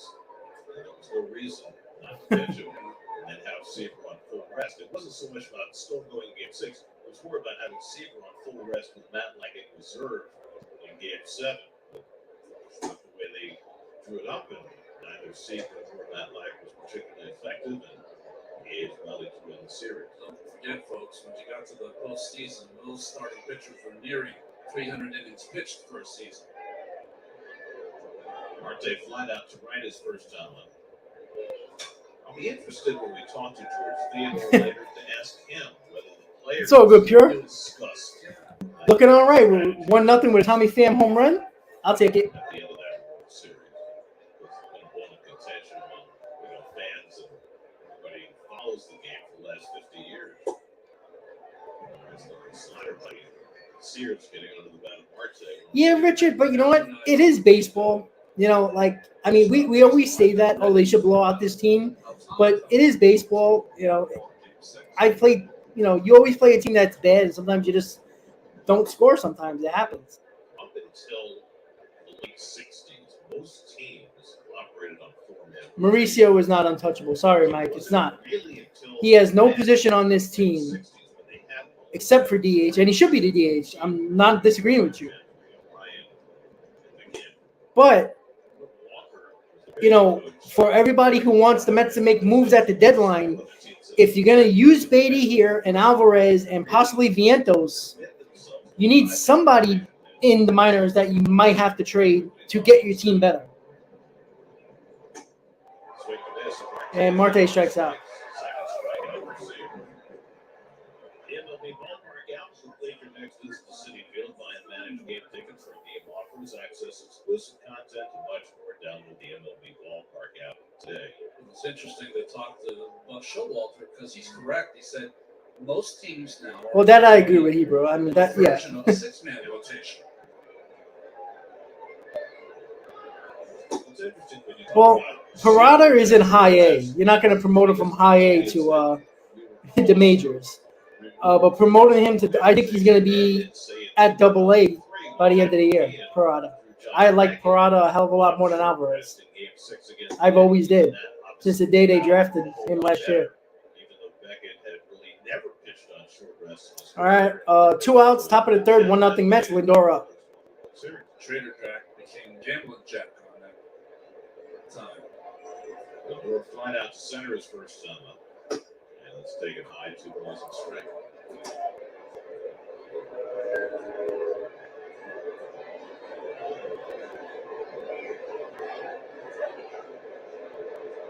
Sears looking for his first 1-2-3 inning. Bounces away, 3-1. They mentioned some of the 73 team that are no longer with us today when we're here on the field. And Vern Horseye was one of the guys I mentioned. He was our bullpen coach in the 80s under Davey Johnson. But Chris, we do. All right, so Lindor gets out. That's the end of the top of the third. Going to the bottom of the third, 1-0 Mets. Well, Chris, I mean, make sure you enjoy Hein Bloom because he's going to destroy the franchise even more. And shouldn't you be worrying about the Yankees, not the Mets? I mean, oh, some people. They're funny. I don't even know why the Mets would be overrated and overhyped. I don't know how they can be overrated when they won 101 games last year, overhyped. Oh, Chris, he does suck, and you can enjoy him because your owner all of a sudden wants to be a cheap, lazy bastard and worries about his soccer team more. And that's probably why the Red Sox are probably not going to do anything for a while because of that situation. Luckily, I'm so shocked Hein Bloom signed Devers. Like, that was the most craziest thing ever. Well, Chris, that's fine if Casas is going to be better than Alonso, but guess what? Doesn't really matter.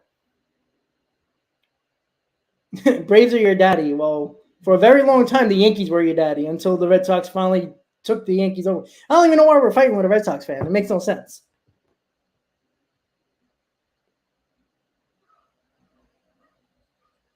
I mean, are you still caught up in 86? You shouldn't be.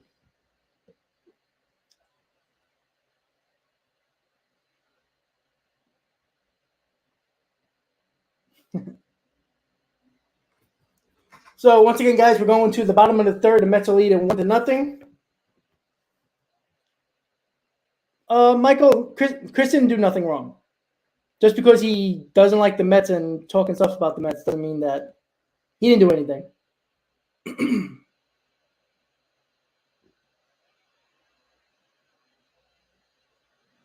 Andre, I think that's the only way the Mets would do it. I 100% agree. I think that's 100%. All right, bottom of the third. Butto, first 2 innings look pretty good. See if he can hold this lead. And the fans in Oakland got possum stuffed animals. Jesus. Embracing the image of the possum without necessarily embracing the actual possum.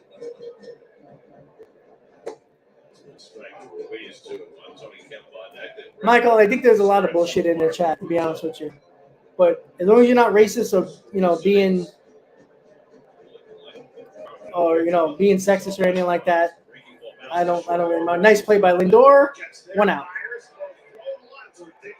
And they get the out at first. Beautifully done on both ends. Reese thought that maybe Alonso. Chris, we took the series. Remember, there's a lot of speed, so Lindor knows Chris, I don't know what you're doing. See how he had a hesitation there? He could not get the ball out of his glove, and that's why he did not get a strong throw. Watch it. Gets it in the glove, goes to pick it, and he hits the end of the glove, not the ball. And that was the split second. So he didn't get nice pick by Alonso at first. His footwork correct. Get to the back of the bat. Challenged by the A's. 1 out. Tony kept trying to it's a bunt, and McNeil catches it. 2 outs. Quick 2 outs. 100-foot punt in the second out.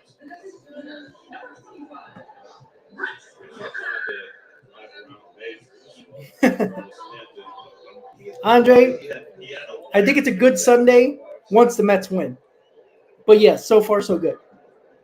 Andre, are you new to the stream? I'm not the channel. I'm not sure. Again, there's so many new people over the last week or so. I just want to make sure because I like to give shout outs to people and know where people are from that are new subscribers. I think I've seen you before, but I could be wrong.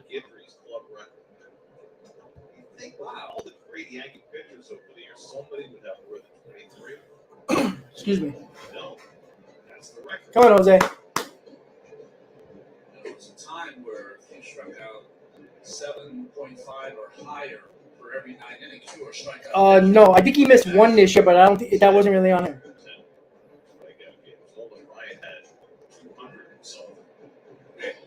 Oh, I can't wait to go to Boston in July. The 7 lines going. That's going to be woo-hoo. June, we're going to Philly. July, we're going to Boston. Woo-hoo. Woo-hoo. That's going to be fun.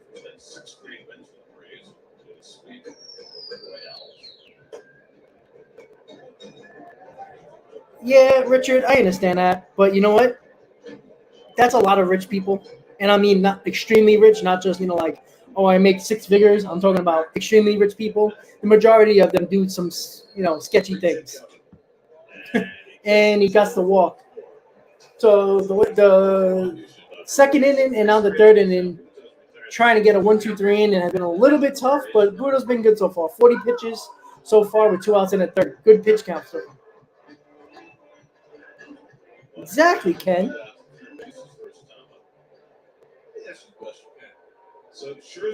Hey, listen, the same way I ate dirt about Jeff McNeil, I eat it with VENMO, as long as they win. Nice, G-Man.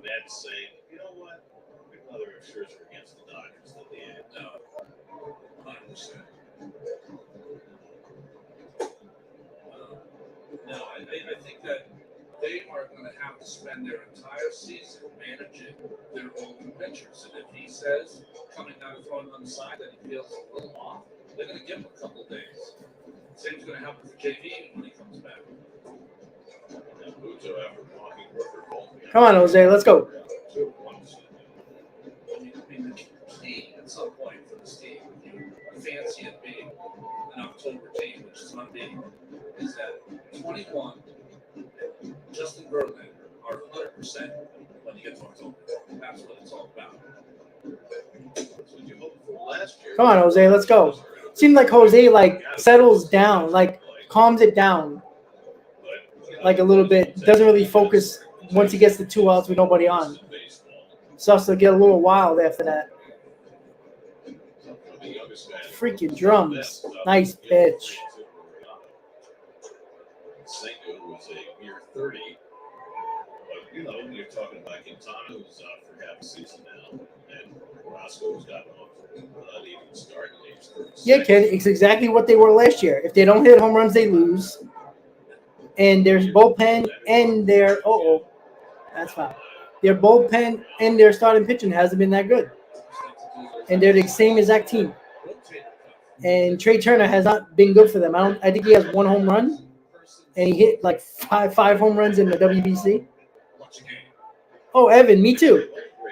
Did you go to 7 line, or did you just go on your own with some people?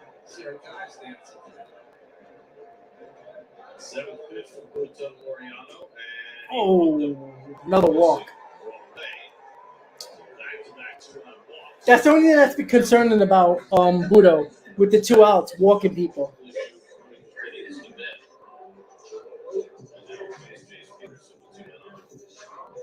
Oh, okay, cool, Evan. That's awesome. It's pretty fun on opening day. Besides the rain, even though we didn't have to worry about that inside.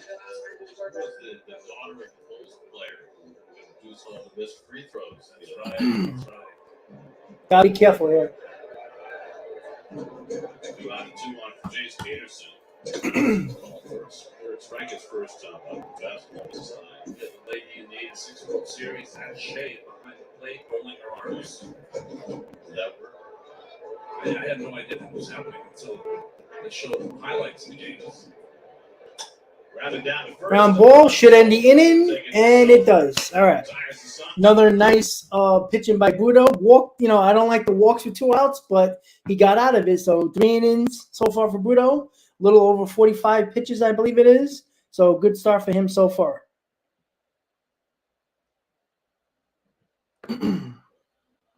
So good start for Butto so far. And you could see he's a totally different pitcher. If he can cut down on the walks with 2 outs with nobody on, because that can get you in trouble rather quickly. Other than that, he's pitched well. You can see he throws a little bit more for strikes, even though he walked a few batters. He just has more control over his pitches. I mean, Chris, let's be honest. You choked for 100 years before you finally did it. Let's not act like, you were, a great franchise over the last 110 years. Let's be honest. But Chris, I mean, if you're just going to be annoying, just don't bother. I can assure you there's a Red Sox channel you can go at. Lord.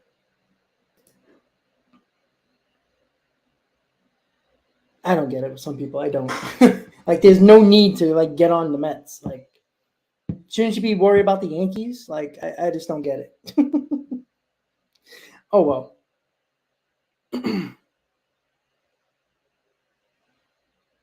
Well, last year when I went to L.A. For the – was it last year? I don't remember what the hell it was. 2021? Whatever it was. I think it was 2 years ago, 1 year ago. I think it was 2 years ago. It was hot as hell.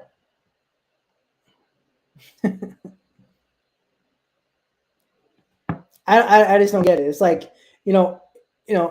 mean, Red Sox fans never talked for 110 years when they couldn't win a World Series.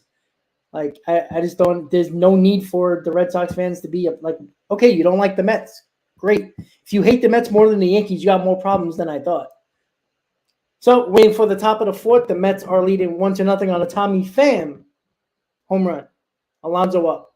Then he gets J.P. Sears. He struck out on a 10-pitch marathon his first time up. Sears coming off with 1, 2, 3 30s, retired 5 in a row. Alonso, Canna, and Pham for the Mets in the 4th. Gets a fastball strike on the outside.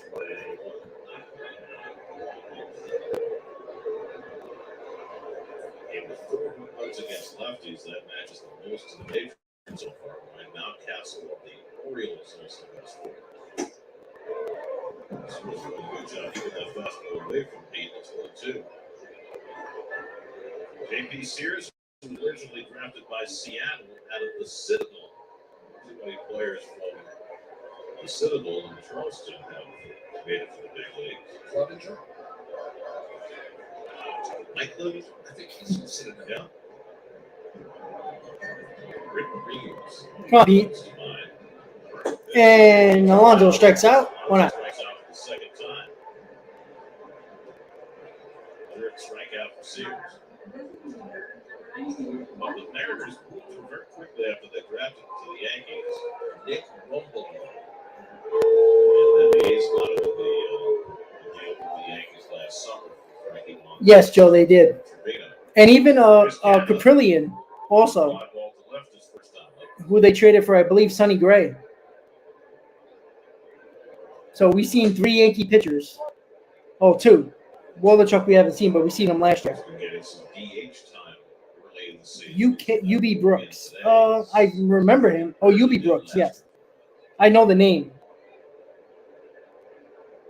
There was a period of time, and you referred to it before with Butto. Mark Hanna up, 1 out. Mets winning 1-0 on a Tommy Pham home run. Top of the 4th. Once again, guys, if you're just tuning in, don't forget to please hit on that like button. Mets last year, we were talking about the overstarting pitching. Last year, they signed 3 free agents: Escobar, Canna, and Marte. Both were over 33. All 34 this year. For the second time that Mondrak's going to get his mask. I mean, this really got not the mask right off, but to the side, not still. She is not to take it straight in the mask against the cheeks, nose, chin.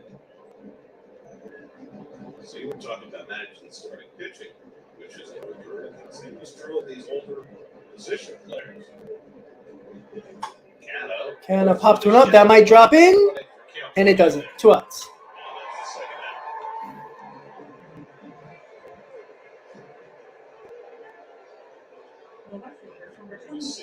Alexis is good, but he does have problems with walks, though. This year than last year. Especially when they got Tommy Pham the way he's hitting so far. Has been a great start for Pham. Forward his first time up today for the only run of this game, his second home run of the season. Hit it over the high fence in right center. See if Tommy can do a little bit more damage to the scoreboard. So many right-handed hitters have become more low ball hitters than high ball hitters. Tommy Pham's of the latter school. He likes the ball up in the strike zone.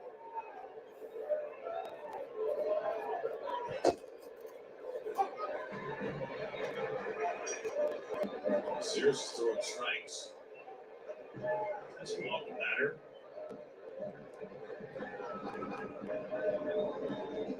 Mr. average is shade under 3 walks per 9 innings. It's Pham moving his feet till 22. After Friday night's game, real strong start by Fujinami last night, and Sears throwing strikes today. The A's just need somebody to go out for a gem. Look at their pitching numbers through the first 15 games. They're last in the American League. I don't think so. The Mets broadcast usually doesn't do that a lot, The most hits. but I'm sure you can find it on StatCast somewhere. And at the second, fewest strikeouts. Come on, Tommy. That combo. Home runs and less strikeouts. Well, their ERA is 7.97 for the pitching staff. That's 2 runs higher than the Tigers' ERA. Starters ERA 9.71, which is down from 10 plus going into yesterday's game.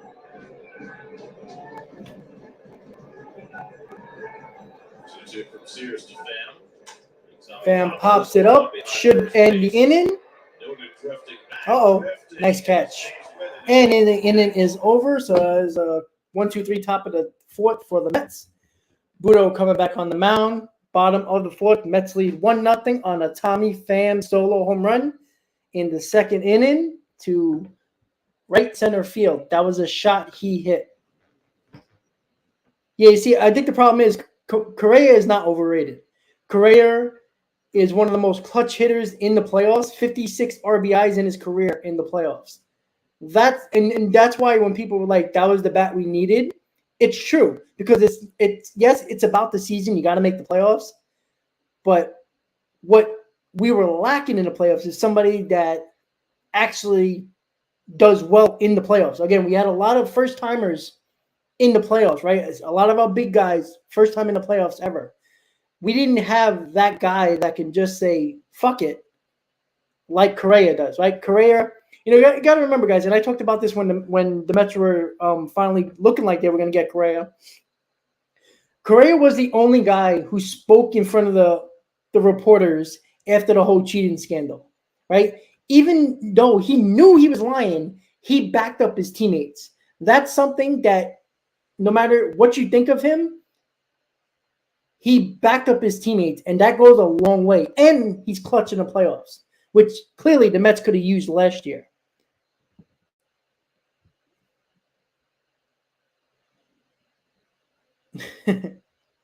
All right, so we're going to the bottom of the fourth. Mets lead 1-0.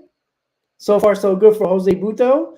Pitch count is low. If he continues that, he might get through 6 innings here. And hey, you never know. Maybe even get to 7 innings. The Mets pitcher has not done that yet. So 3 hits for both teams. 1 run for the Mets, 0 runs for the A's. Bottom of the fourth, Butto on out. Here we go. Proud to be a part of that fantasy, and it wasn't until September that our true identity. Sorry, they're talking to George Theodore from the 73 Mets as the game is going on, by the way. So that's what you're listening to, guys. So when that happened, we could play with anybody. One of those injuries was the one that you suffered when you had that horrible collision with Don Hahn in July. And I didn't realize it, but you only had one at bat the rest of the regular season after that before you appeared in the World Series. And were you surprised to be on the postseason roster? I was very surprised and fortunate, and the generosity of the Mets was wonderful. I don't recall having even one at bat from July 7th until the World Series, and that's when I got to pinch hit twice. So it was crazy. I was in the hospital in traction for a month and on crutches for a month, and so I didn't expect to play. All right, Jose Butto leadoff walk, not what you wanted to see. And then your first at bat in the World Series is against Light and Blue. What was that like? First pitch he threw was a high outside fastball. Just so you know, they're interviewing George Theodore of the 73 Mets. That's what you're hearing with Gary and Ron right now while the game's going on. Motion, swung, and I hit a ball. It bounced over his head, and I thought, I've got a base hit. And what was happening, Kevin Harris ran over, and he was playing, I think, up the middle. Got the ball and threw me out. So, anyway, I did hit the ball. George, they celebrated the 1973 team here this afternoon before the game. 50 years, of course, as you know. What did you know going into the game, facing those A's? They're pretty a star-studded group. Very much so. However, we had some wonderful players ourselves. And so with our pitching, we weren't intimidated by anybody. And so myself, I felt like, let's get at it. And I think just about every game was... I like him, Andre. The reason why I like him is because of the fact that he can get right-handers out as well. And that's what I like about him. Butto hit. Oh, that's a long fly ball. And Fan makes the catch, 1 out. You guys as players realize the controversy and what was the attitude of the team at that time about that decision? Which I think overall our bullpen has been pretty solid, to be honest. Just think how much better it would have been elite if Diaz was there. Without Diaz, it's very good.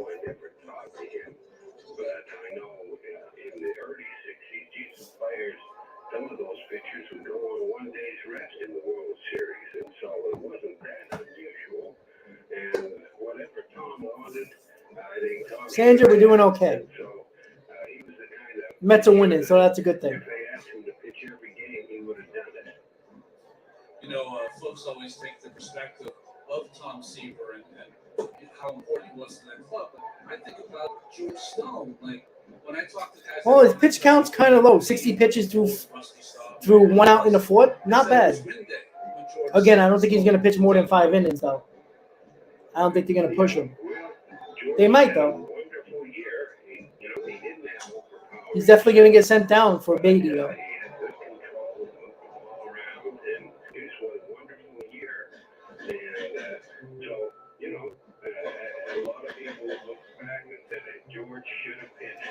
People, that's true and all, but it's more about the confidence that this guy gets. He's been pitching good ever since he got rocked last year against the Phillies. So something changed, and whatever he figured out, he figured out. I think even George Stone, he was a wonderful hitter too. He could really hit. But so,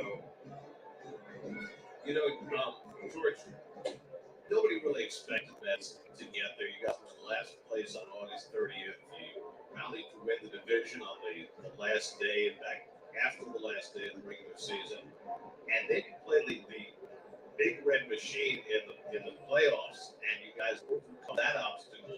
So when you play in the World Series and you get to the 7th game of the World Series, Yeah, and that's a good point, Ken.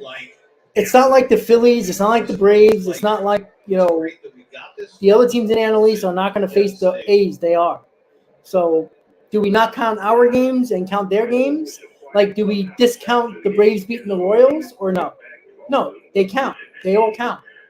We bitched and moaned that the Mets couldn't beat bad teams last year in September. Well, they're beating bad teams. And that's all that should matter. I'll tell you something classy.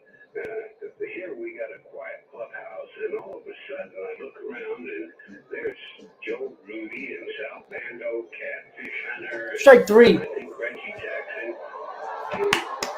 All right, so we struck him out, and the batter did get in the way of Alvarez throwing it when the batter stole second. All right, so they're calling the runner out, batter interference. The inning is over, so double play. All right, guys, so just so you know, the inning is over, and you're going to say why? Because Butto struck out the batter, and the batter got in the way of Alvarez throwing the ball to second base to get him to try to get him caught stealing. They called batter interference, and the runner is out. So the inning is over, and Mets are going to the top of the 5th, 1-0 Mets. So a nice double play, a little bit of a break for the Mets, but it's a good call. The batter jumped in front of the plate after he struck out, and Alvarez had no throwing area. And that's batter interference. And they called the runner out there at second, and the Mets are out of the inning. I'll take that every day of the week.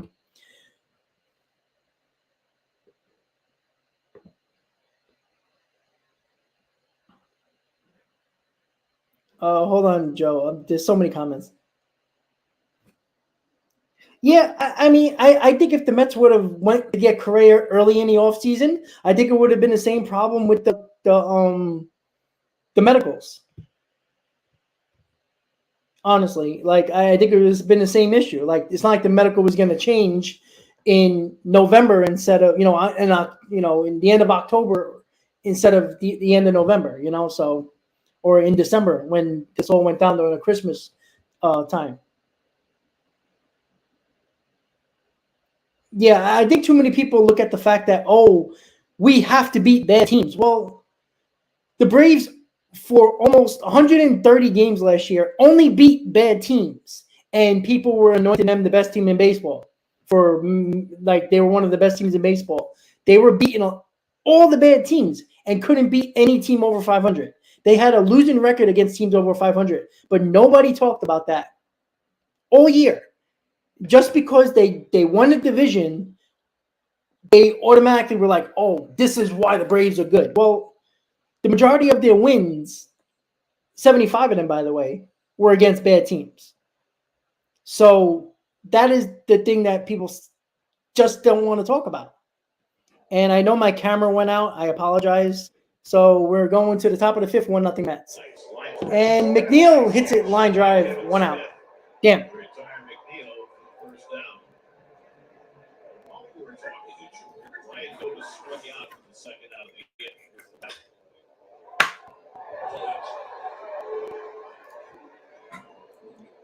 I apologize, guys. My camera blacked out on me. I apologize. So far. So now Eduardo Escobar grounded out his first time up. So Noda struck out, and as he was striking out, runner was in motion, Diaz, and as Alvarez tried to throw, Noda interfered with Diaz because it was strike three. It goes as a caught stealing as well, and a double play. So watch Noda's follow through. His bat comes across and hits Alvarez in the left shoulder, which interfered with his throwing. Alvarez threw it into center field. The umpire. Escobar hits a roll. Escobar. Oh! Escobar got robbed with a diving catch. Damn. One of the most exciting players in baseball. Robs Escobar of an extra base hit with a brilliant catch. 2 out. Sorry, guys. My camera went out. I apologize. Control over his body when he dives. I mean, he's a Sports Illustrated cover waiting to happen. Watch this dive. There we go. Just completely lays out. Got to use my laptop now. Makes No, the here we catch go. at the pinnacle. Double barrel. Oh. He's something. 2 line drives, 2 outs. Mets could have had 2 hits there. Sorry, 10 in a row now. It's a close game. Sorry about my camera, guys. It's acting up. One VENMO, couple of plays for the A's.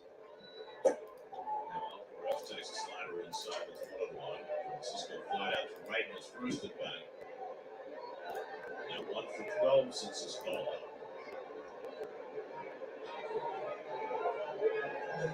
See if Alvarez can get a 2-out hit here. Outside corner, 22.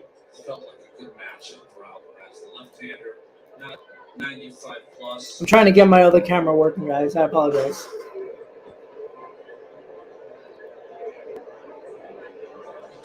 Ground ball should end the inning. Spin to handle. And it does. So the Mets go down 1, 2, 3. 2 balls that were hit that could have been base hits, made nice plays by the A's. Bottom of the 5th, 1-0 Mets. Sorry about the buffering of the camera. I'm just trying to get the other camera back up. So we're going to the bottom of the 5th. Mets are leading 1-0. Once again, guys, don't forget to please hit on that like button. And I think the camera should be popping up soon. Let's hope. But if not, I'll just use my laptop camera. I don't like the laptop camera, but we'll see if that works. As long as you can hear the sound of the game, that's more important instead of my ugly face. But the camera might pop up very soon. And when there we go. We're back. All right. Good signs. Good signs. All right, guys. So Jose Butto has been looking good. Has got through 4 innings. Let's see if he can get through the 5th inning. I'm very curious to see if the Mets are going to let him go past the 5th inning, if he gets out of it pretty well. Let's just hope he does that, because I don't have no problem with him going to the 6th if his pitch count is decent and he's pitching well, right? It'd be nice if the Mets can score some damn more runs, but at the moment, Butto has been playing well, and I think that's a good sign for us.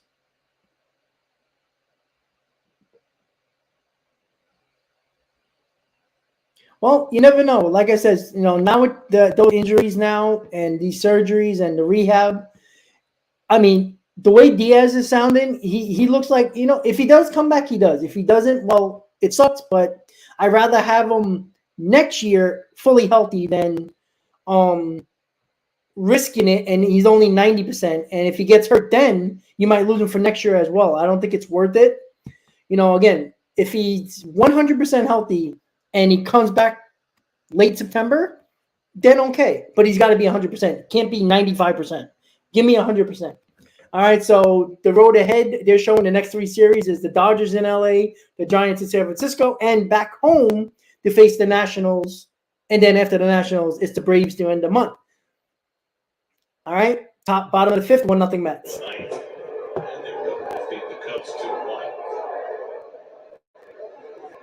These are the Dodgers that won that game. Outman. Come on, Jose, let's go. For the Dodgers. James Outman has been awfully good. The rookie's got a OPS over 1,000 coming in today. Good for the fastball by Kevin Smith and his 1-1. Max Muncy's been red hot. But their best hitter is Will Smith, and he was one of the question IL today and not play against the Mets. Hit hard on the And that's a leadoff hit for the A's. Second straight inning, leadoff base runner against Butto. That's the fourth hit he's allowed.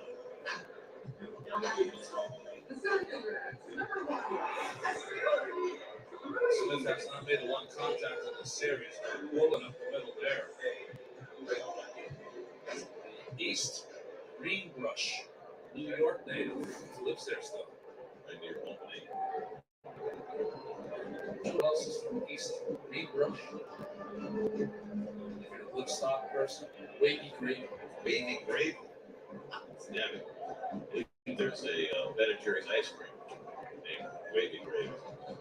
Because they were Ruiz at the ball well twice. Both times to Lindor. Line drive that Lindor snagged in the first inning, and then Lindor made a nice play going. Richard, that's very medical of you with your comment. Are you like a doctor or a physician assistant or something? Nurse?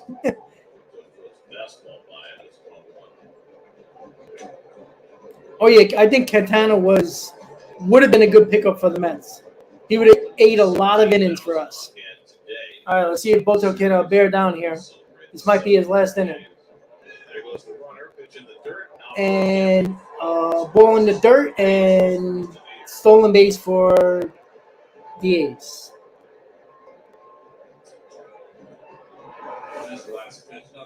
Okay. To handle this ball straight in the dirt, hits him underneath the chin, and left the chin in front. In baseball, because there's not that many throws over, you're seeing a lot of runners do something different when they take their lead. They're kind of hopping. All right, so there's a mound visit right now. Alvarez is with Butto right now talking.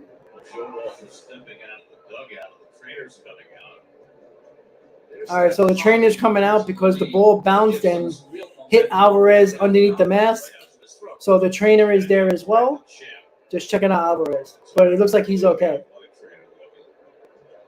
There was a time when, if that happened to a catcher, you're worried not only did he get hit the windpipe, but there were so many players in those days who might chew tobacco. So that could be an issue as well. But I think he just got it right underneath, and that's why they have to do a little test with his jaw. Make sure he's Hebrew, you're still focusing on how we're winning, then are we winning? We're asking the wrong question, right? I don't care how we win. It's did we win? That's the question you have to ask, because that's all that matters. If you win 17-6 like they did in Game 1, or 3-2 like yesterday, they still count as one win. That's it.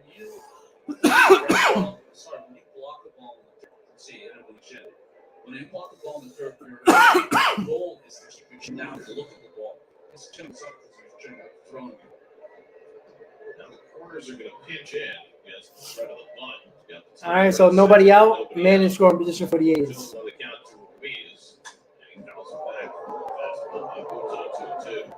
But it is sustainable.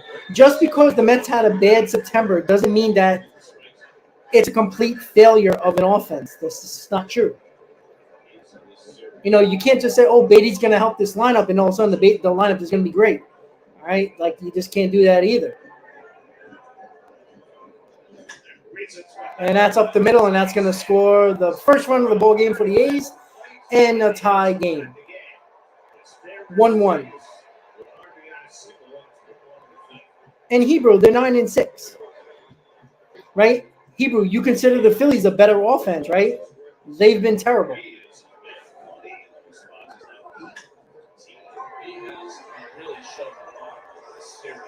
Sandra, playoff, and I think that's all that should matter. So Butto is struggling with his location, starting to lead pitches over the plate, and the A's score the run to tie the game.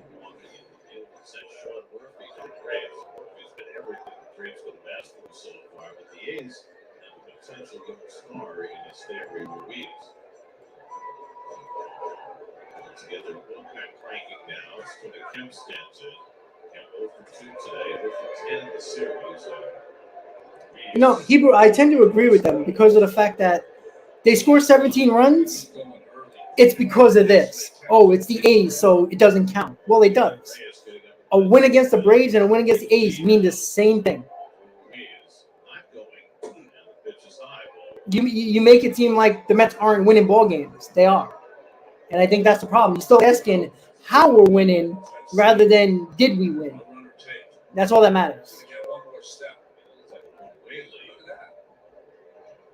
Looks like they're going to try to steal second and steal second.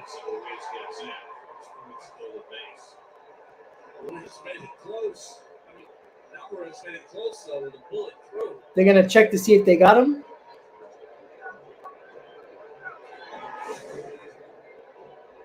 Nice throw by Alvarez. Alvarez has a very strong arm. He's got a little long arm action to catch. Get rid of that. His ear. Count. Go ahead, run in scoring position and count. Popped it up. Shallow center. VENMO coming on. And one out. First out of the Well, no, if you only care about how they win, then that's not a baseball fan, and that's not a fan of a team, right? You just, if they score 17 runs a ball game, that's the only reason why you're a Met fan. Who cares if they're boring? That doesn't matter. The Kansas City Royals won a World Series with barely any power hitters. He's still at second, and now Brent Rooker. Wary about it. He's trying to go third. McGill's going to hang around the bag to try and keep it close. Good call, Gary. And Rooker pops it up. Should stay in play. See if Pete can get that in foul territory. 2 outs. No, yesterday's game wasn't a good one. Why was it a good one? They scored 3 runs. But that's the whole point. The problem is if you're asking about how they win, then you're wasting your time. All that should matter is if you look at the box score and you worry about the runs scored and how they score their runs, rather than, hey, they won, great. But again, you can care about that, but don't act like that is the reason, right? If they win the ball game, that's all that should matter, right? The Kansas City Royals won a World Series based on doing exactly what the Mets did last year and doing what they're doing this year. So I don't understand what people's problem. The Mets can win a World Series being boring. You think I give a crap? No. If you do, then you just don't care. And it should end the inning. Hopefully, it's a shallow fly ball hole and ends the inning. Oof. All right. So the A's tie the game, but Butto gets out of it with just 1 run. Top of the 6th coming up. And once again, guys, you can think and have your opinion about how you want to see the Mets win, but the Kansas City Royals won by having average hitters, on-base guys, and they lacked home runs the entire season that year. Hebrew, I agree with you, but the whole point is to win ball games. If you're winning, the Mets are 9-6. They're not 6-9. If the Mets had the Phillies record based on how they're scoring runs, then it would be a problem. The Mets are 9-6 just by the way they're scoring now. So they're doing something right. And I think people tend to forget, if you only care about how they win, then stop being a fan because it doesn't matter. I just don't understand that.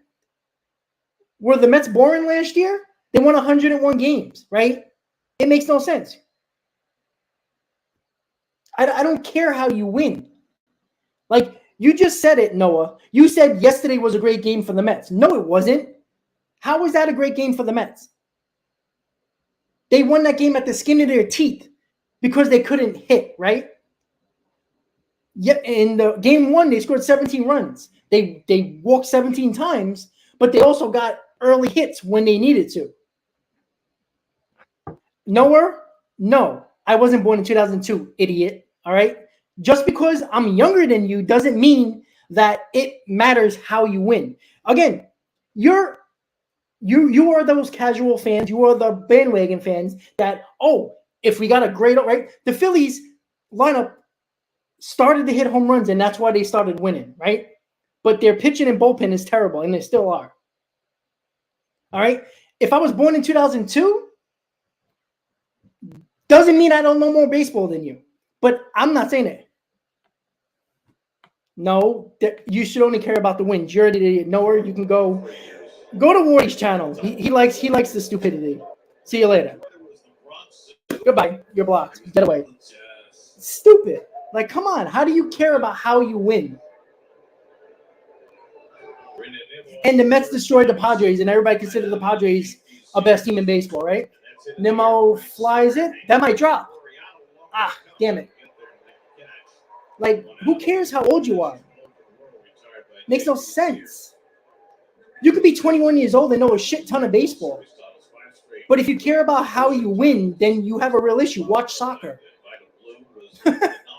Jeez, I don't get people. And by the way, the majority of people that subscribe to my channel are middle-aged males. So I must be doing something right.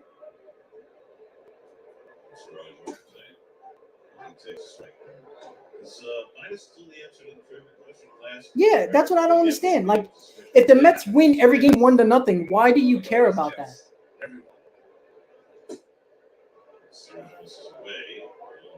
Are the Phillies losing again or something? Did they blow another game? 20 years old. He was really young. Yeah, absolutely. Like, I just don't get it. Like, it makes no sense to me why people think. Fun to watch. Like, it really doesn't matter how old you are. I just don't get that. Like, you know, being born at 2002, which I'm not, by the way. Yeah, exactly, Michael. And they didn't hit with power. The entire year, they didn't hit with power. They got a couple of clutch home runs, but they had one power hitter in their lineup, and that was Salvador Perez. That was it. Oh, okay. Yeah, exactly, Michael. And what do the Mets have? The Mets have average hitters, on-base guys, and good defense. That's how you can win. You can win that way.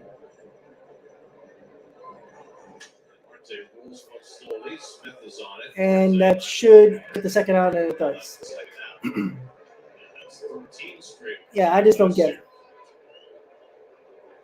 Yeah, well, Hebrew, honestly, like, look, YouTube gives you a breakdown of people's age that subscribe to your channel. Now, it balanced itself out, but at one point, it was like 35% between 40 and 55.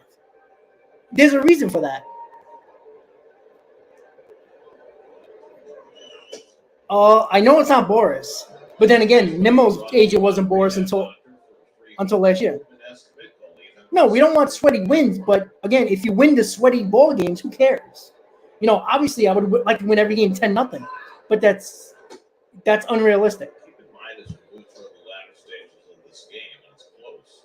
It's the whole Mets frontline believers. John, yeah, well, like I said, I think there's a reason why I have subscribers that are middle-aged, and I guess because I think I'm pretty good with knowledge. Just because we don't agree on everything doesn't mean you don't know baseball. Because I'm younger than you guys, that doesn't make sense. I know, you know, look at Hayden. He's what, 21, 22? And he knows a shit ton of baseball. It's because he's 21 that means he doesn't know. That's stupid. Lindor hits a shot. Get out. Yeah! Francisco Lindor with a 2-out home run to give the Mets the lead in the top of the sixth.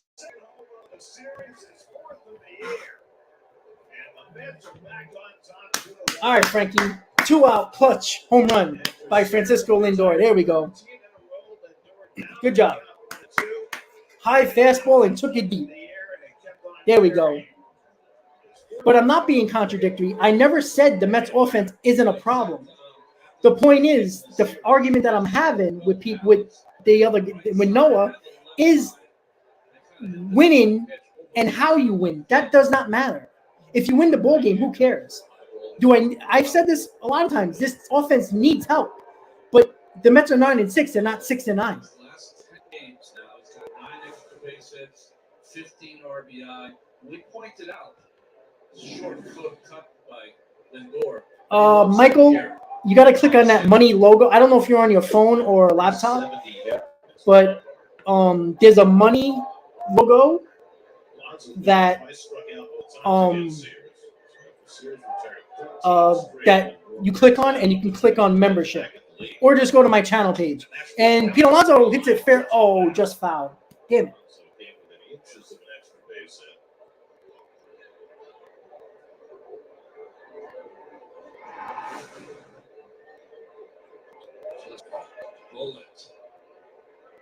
Yeah, Jason, I don't expect everybody to agree every single time about opinions. Like that's not, sports fans need to disagree. I think that's why it's great. Where was the pitch, Reggie? He said fence high. That was fence higher than the door. Here's ahead, 1-2. Alonso's hitting liners for foul. Quail, what's up, buddy? No, Abel, I don't think we disagreed about the offense needing to be better. What we disagreed upon a few days ago was the fact that just because Beatty's coming up doesn't mean it's going to change the offense, because he could struggle too. That's it. And popped up, should end the inning, maybe. And it does, but not before. Francisco Lindor with a big solo home run with 2 outs to give the Mets a 2-1 lead going to the bottom of the 6th. Yeah, but listen, I 100%. All right, so on the phone, let me find out. I'm gonna go on my phone right now, on the YouTube channel. I think I'm allowed to go into my own YouTube channel. Hold on.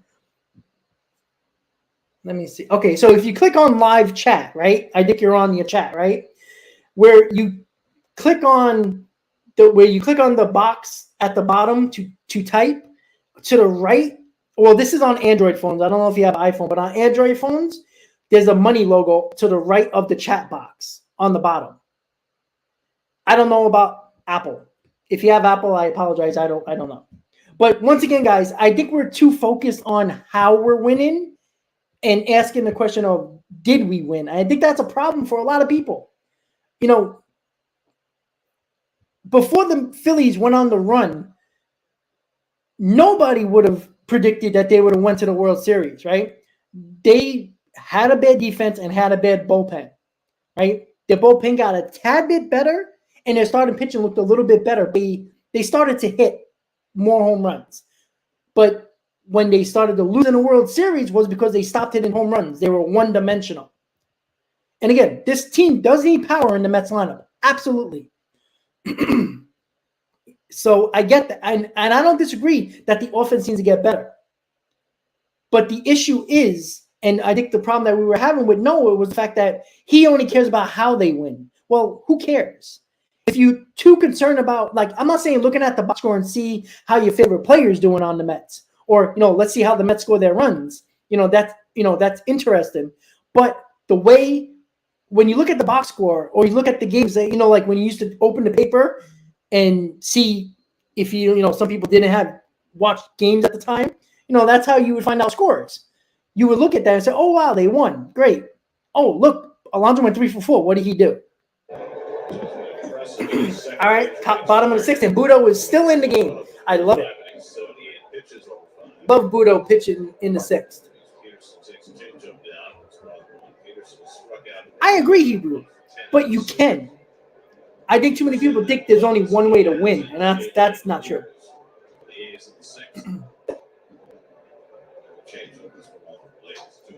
Well, again, if all the Mets hitters were hitting 250 or higher, that would be consistent bats in the lineup, right? That would be consistent enough. What does he do? 5 innings and 1 run ball. Trying to get through 6. I think the bullpen is already getting up. 82 pitches. Yep. And Reyes is warming up in the bullpen. Typical Sunday bullpen use for a buck.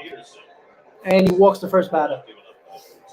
So, and that's it for Butto. Bucks coming out. There you go. So, only 5+ innings for Butto. Nice performance by Butto. 1 run in 5 innings. Again, Buck Showalter, days when he doesn't want to use anybody of importance in the bullpen, you're going to get guys like Reyes. Reyes got nice stuff, but he is a walk machine as well. Blueprint, he should be joining the team in LA tomorrow. So he'll probably be in the lineup. So Butto is out of the game and Reyes is coming in. This is the typical Sunday bullpen use for Buck Showalter.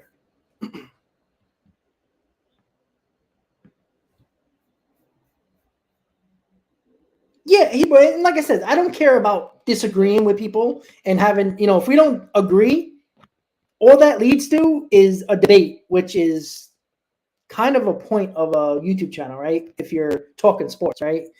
Or a topic that matters to people. I think so too, Hebrew. I think so too. And, once again, guys, Jose Butto was coming out of the game.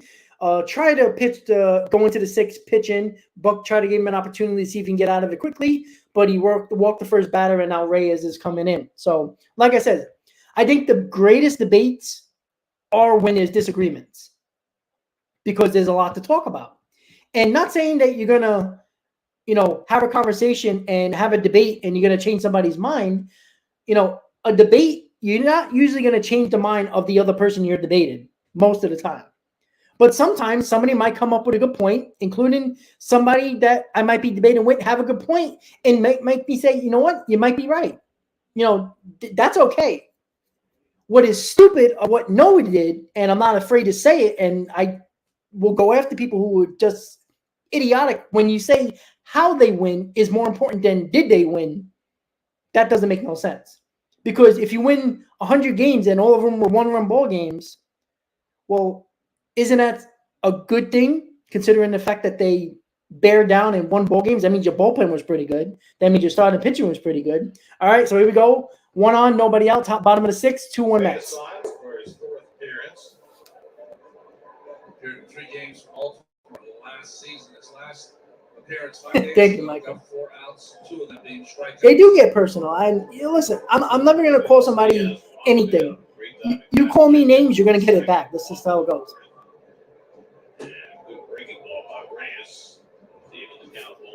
Come on, Reyes, let's go. Peterson at first wants to run.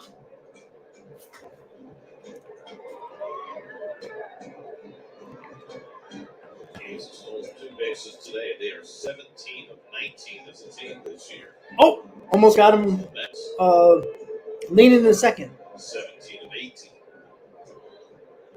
Richard, I agree with that. 100%. But a lot of their money went to pitching. Like look at the money they spent on the offseason. It was mostly pitching, which I didn't necessarily agree with. Oh, 2 throws over. So that means the runner's probably going to try to steal a base here because he can't throw over unless he gets him out. So you can take that kind of walking move that we saw from Kevin Smith earlier. It's an edging away, and he's going. Breaking ball to third. Alvarez throw. Stolen base. McNeil got clipped. Sliding runner Peterson looking at his right hand. I thought the ball bounced off Peterson and into McNeil. All right, so stolen base, man on second. Jumping into their lead, getting really great momentum, which makes it easier to run. Look at this. By the time he goes, this is why this rule is stupid. Because you give the catcher and the pitcher no chance, basically. Up into McNeil's hand and into his chest. His finger. Time running scoring position with nobody out. 2-1 to Diaz. Well, 2015, you got the right bet at the right time, right? Talking about this spring. He already had 2 throws to first base. Might as well. He's not a small market GM. I just think that when he failed with the Angels, it was because he didn't get pitching at all. He was terrible with getting pitching. And I think he tried to change that with the Mets. Worried about more pitching than offense. Round ball. 1 out. Here we go. Oh, wow. That was good base running by Peterson. 1 out, man on third. Yeah. You're not trying to get stolen bases by making it almost impossible to get people out. He got Peterson to about 4 or 5 feet off the base. Got pretty close. I thought they would get play at their base, but Pete wasn't able to get rid of it.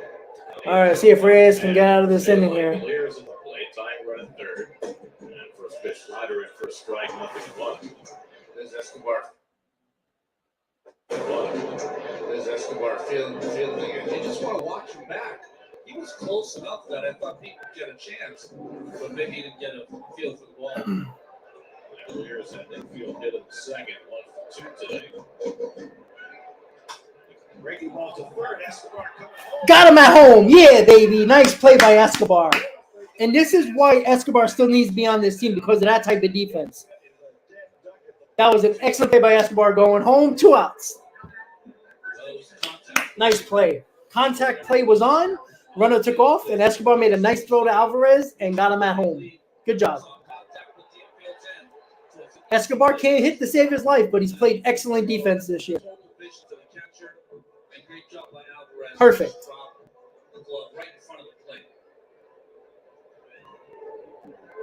There's some big outs. See if we can get out of this inning. It was looking a little scary here. Nice play. Going to have a base hit in the second. Then he struck out before. Then as he struck out, Diaz running. His back came across it. PA, there's no evidence of that. It makes no sense. I hate when people say that before anything happens, right? PA, I guarantee you said that the Mets had no chance against the Padres either, and they took the series. Yeah, Jason, that's what I was talking about. Escobar is perfect for late defense.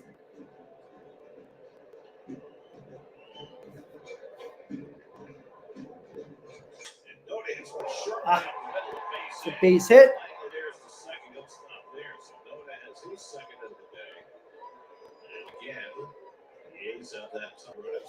Mike, you don't have to move any of them because Jose Butto is going back down to the minors. That opens up a roster spot for Bates for tomorrow. Yeah, but it's not like the Mets have been giving up a ton of runs either. So, they've been, even against the Padres, they didn't give up a lot of runs.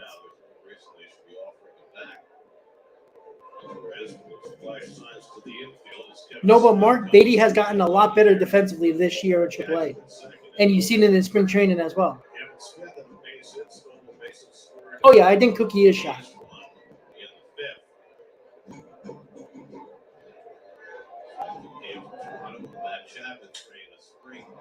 Popped it up. Nimmo's having problems with the sun and makes the catch to end the inning.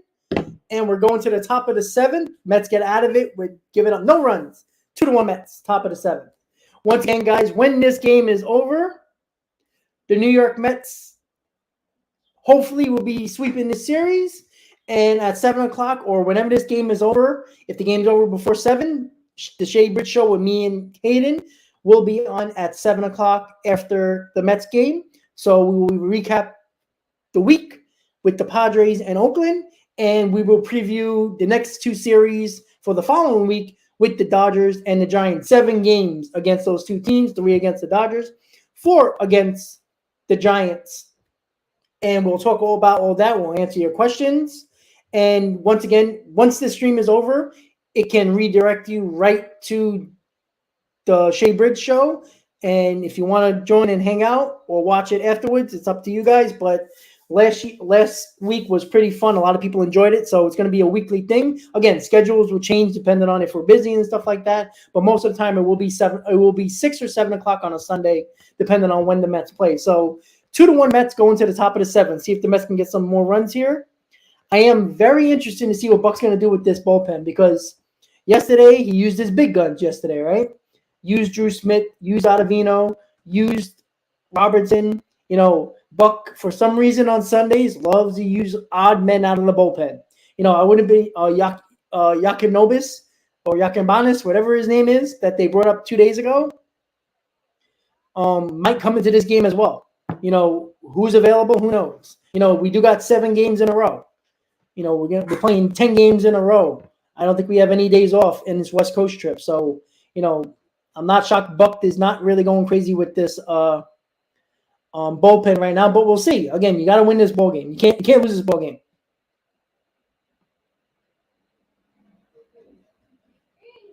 Bombs at bags and airports. Jesus Christ. People are just insane. Well, Did they find it in time? I guess, all right. All right, so here we go. Cannon up, 2-1 Mets, and Lovelady. I love that last name. Lovelady.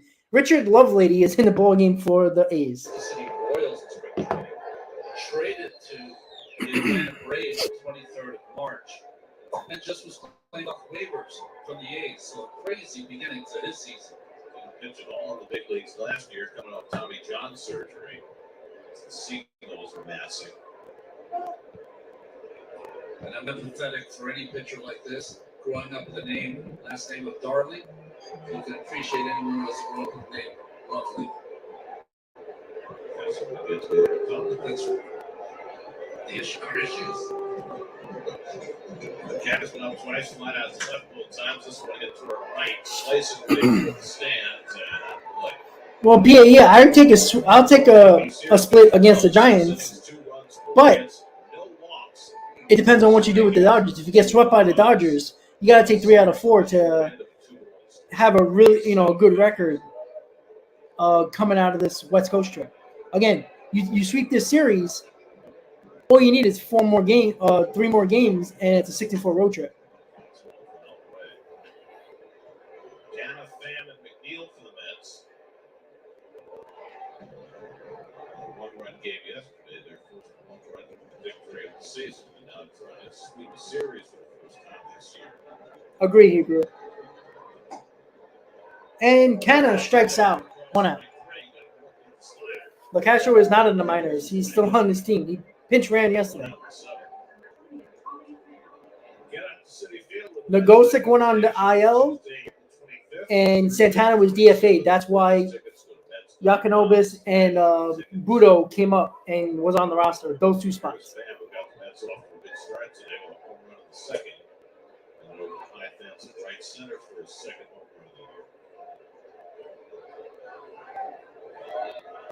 Well, Hebrew, that hurts your bench a little bit because LaCastro is important, especially like yesterday, stealing the base when Vogelbach got on. Always knew that Pham had power on the pull side. Did not know he had this kind of power to right center and center field. Come on, Tommy. 1 out in the 7th, 2-1 Mets.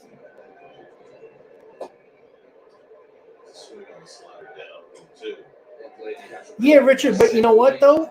Again, that still hurts your bench, though, because you're using Pham in spots that is good, but LaCastro is a hell of a lot faster. And I think he's important, and a lot of people wanted LaCastro on this roster, and I think he's a good asset to have on the bench.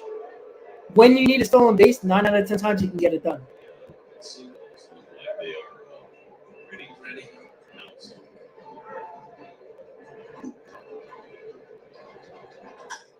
Ground ball should be 2 outs. Yes, got it. That retired 2 out. He in San Francisco. You see the Seagulls dancing late in He is, Richard, but with the new rules, you need a guy like that. gathering for the kill this early in the day is a little scary. It's a little Hitchcockian. Usually they have more room to maneuver, but 17,000 here today. 2 out and nobody on. Here's McNeil.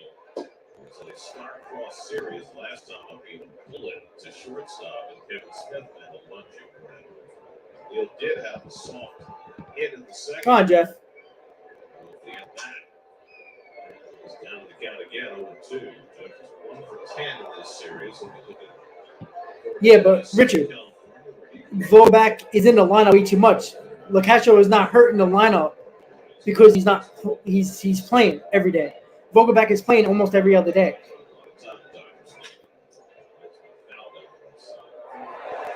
Oh, that's obvious. Mauricio, easily. It's not even close. That was always one of the joys when I played was going to Dodger Stadium. Hitting coaches are way overrated. From Southern California, get to meet all their families, friends, and they were just so excited to not be in New York and to be in California because there was something special about California, Dodger Stadium, that uniform. Yeah, Reyes will probably be sent down. Hunter will probably take his spot.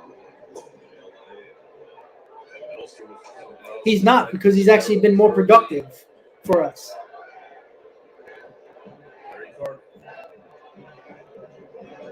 You know, we keep on bringing these people up, somebody's going to be on the bench. Oh, no. He did not go. And Jeff McNeil strikes out on the check swing. I don't think it was Jeff McNeil might get thrown out of the game if you don't shut up. And going to the bottom of the seventh, 2-1 Mets. We keep on, I know we're talking about Richard with LaCastro, but with the new rules, LaCastro is important for this bench, right? If you take LaCastro out, yeah, Tommy Pham can be a pinch runner, fine. But that's also a bat you're going to be losing off the bench if you need a pinch hitter late in the game as well. Well, Richard, maybe not. You never know. But again, there's a lot of ways to look at it. And again, if you bring up Mauricio, you bring up Vientos, there's other guys, they're going to be replaced. If they're going to start, there's going to be guys on the bench. Again, if you want to DH Vientos and Mauricio plays second, McNeil plays left, Canna's on the bench, that's fine with me. I have no problem with that. But for guys like Canna, who's used to starting every day, don't think he's going to be be productive at all for a guy who's used to starting every day. You got to remember, these guys that you want to put on the bench are not used to being on the bench and coming in cold every single time. Escobar is going to be on the bench, but I think Escobar will thrive in that role. Now, because I don't think he's a guy that can play every day anymore. So that's a different story. A guy like, Canna, who's used to playing every day, and as you've seen yesterday, comes up with big hits. All right, he's not great, but, you're putting Canna on the bench. Canna can be your on-base guy off the bench, fine. I understand that, Andre, but right now, you can use LaCastro. Look what he did yesterday. He stole that base, and it got us the tie and run. Reyes is still in the game for the Mets. 2-1 Mets, bottom 7. Quite nicely, 5 innings plus, a run, 5 hits, 4 walks, 2 strikeouts. Reyes came on to get 3 outs in the 6th and stays on for the 7th, facing the top of the order. Nice pitch. Reyes takes a high slider for a strike, and it's 0-2. Reyes at the base edge at 5 in. The Oakland run in the 5th.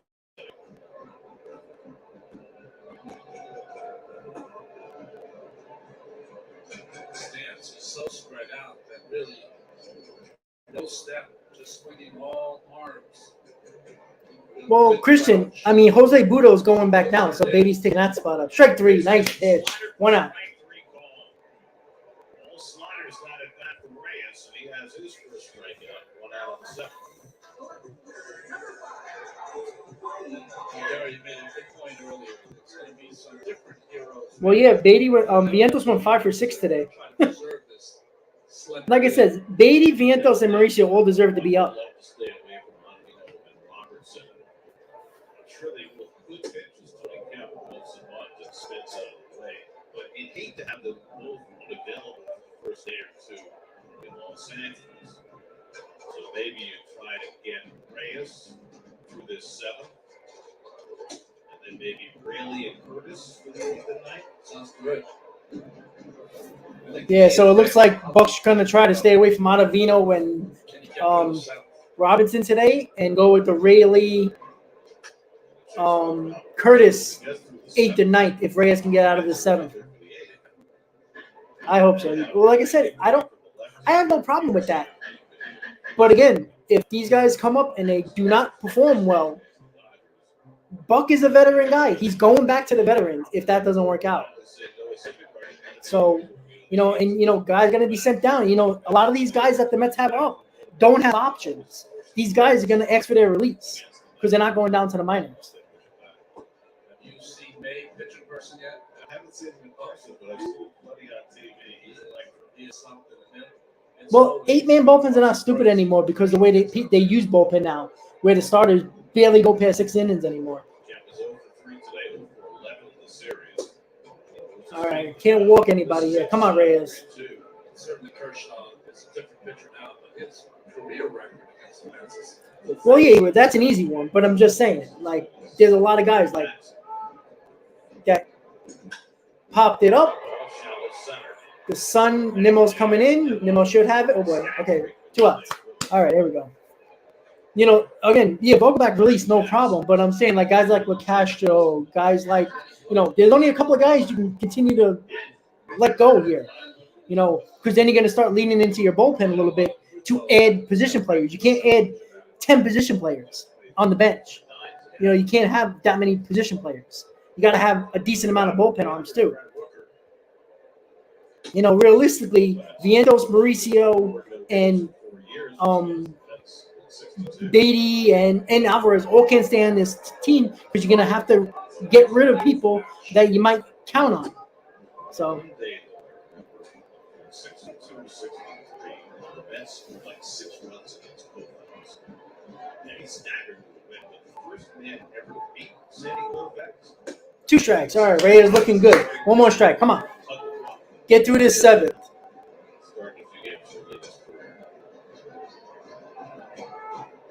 Mike, it hasn't been that way since like the early 2000s, man. Ooh. Wow. He got a, I don't know how the hell he hit that ball. This kid's got some legit now. First round draft pick of the Minnesota Twins out of Mississippi State.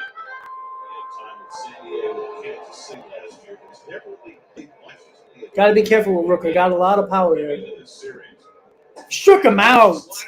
Nice curveball to end the inning. Reyes with an inning and a third to get the Mets out of the 7th inning. That's exactly what we needed from Reyes here. Absolutely great to see. And it's going to look like a really 8th inning and a John Curtis 9th inning because the Bucks is not going to go to Ladino and Robertson in this ball game. He's going to save them for that Dodgers series.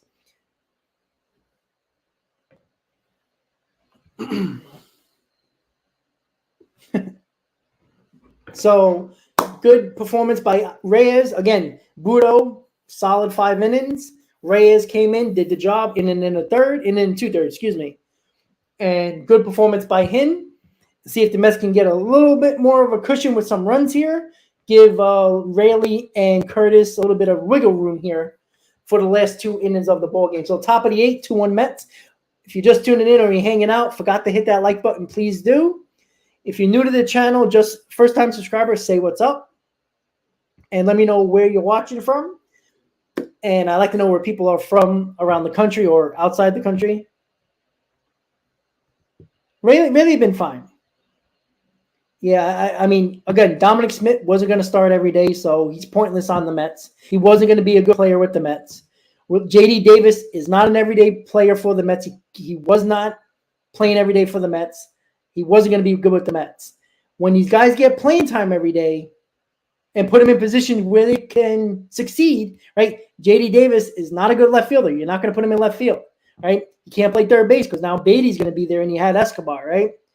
Dominic Smith is not playing over Pete Alonso 6 days a week. So those guys are pointless because they're not good bench players. If they don't play every day, they're not good. They're thriving now because of why? Because they're playing every day. Big difference. They didn't have nowhere to play every day on this team. When J.D. Davis was playing, ground ball off the lift, this should be a base hit for Escobar. Yes. Infield hit for Escobar. Leadoff hit. There we go. Come on.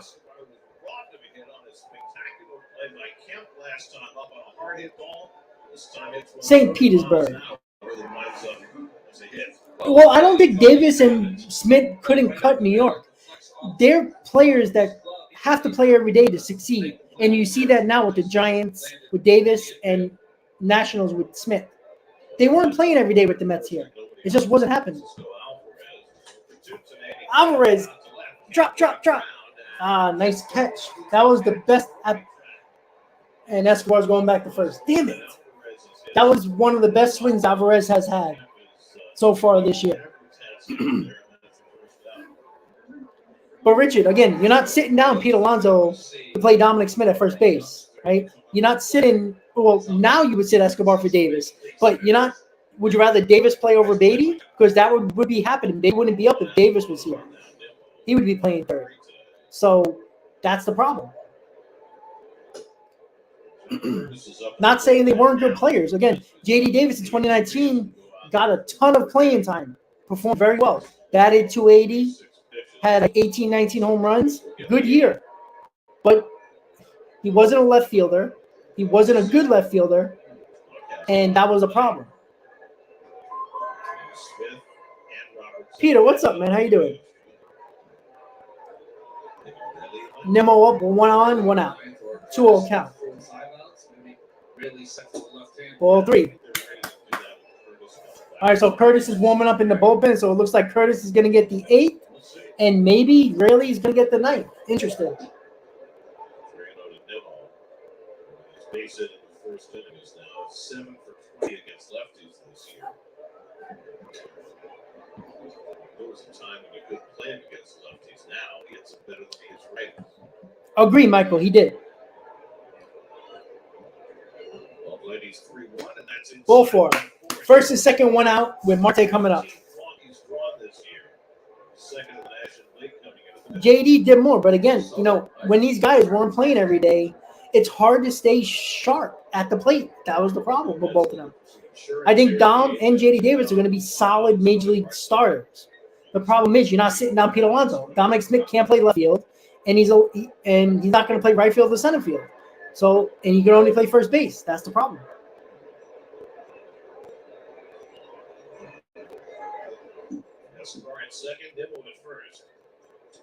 Oh, this might be a double play ball. Damn. First pitch swinging from Marte and hits into a double play. Mets do not score in the top of the 8. 2-1 Mets going to the bottom of the 8th. John Curtis coming in for the Mets. Hey, Ramon, how you doing? No, Hebrew, that's wrong. He did get the opportunity. He played every day in 2020 and got a lot of playing time in 2021 in left field. Dom Smith did. He did not hit. That was the problem. You can't leave him out there and not hit. And then the problem was when you had, because everybody was so excited about Dominic Smith because he was really good in 2020, which the pandemic was garbage, was a waste of time. 2021, he's not a fielder. I'm sorry, he's not. Could he be an okay? What is he going to be? Lucas Duda in left field, which was also a disaster. Dom was a little bit better than Lucas Duda, but he wasn't a left fielder. All right, let's not act like he was making tremendous plays. He was making the routine catches. That's great, but when he needed to run down a ball, he wasn't doing that. He's a first baseman, and that's what he always will be. And you're not taking Pete Alonso out of the lineup for Dominic Smith 6 days a week. It's just not happening.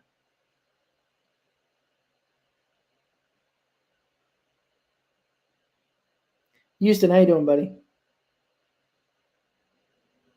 No, Richard, you can't. But that's the thing that I'm saying. Like right now, the problem with everybody saying, "Oh, bring all the kids up," that's great and all. But if they don't perform, the guys that you have on the bench are probably the guys that you replace them with. At least the guys that are left on the roster are going to take their spots again if they're struggling because Buck's going to go back to the veterans. Now you got veterans that sat down for 2 weeks or 3 weeks back in the lineup. That's not going to help the situation. I do think that Beatty will be better than anybody you could put out there. But there's also a possibility that he might not be. And then what? That's the problem that I'm saying. Some people say, "Oh, just throw the kids out there." Well, if you're losing, they're not going to stick with them. It's not happening. I don't put any stock in the pandemic year. But people love Dominic Smith because he had a great pandemic year. Oh, cops. 11 pitches to complete the inning. Nails so far, 3 hits in 7 innings. Off Tommy John's surgery, he's been a Come on, John. big addition to this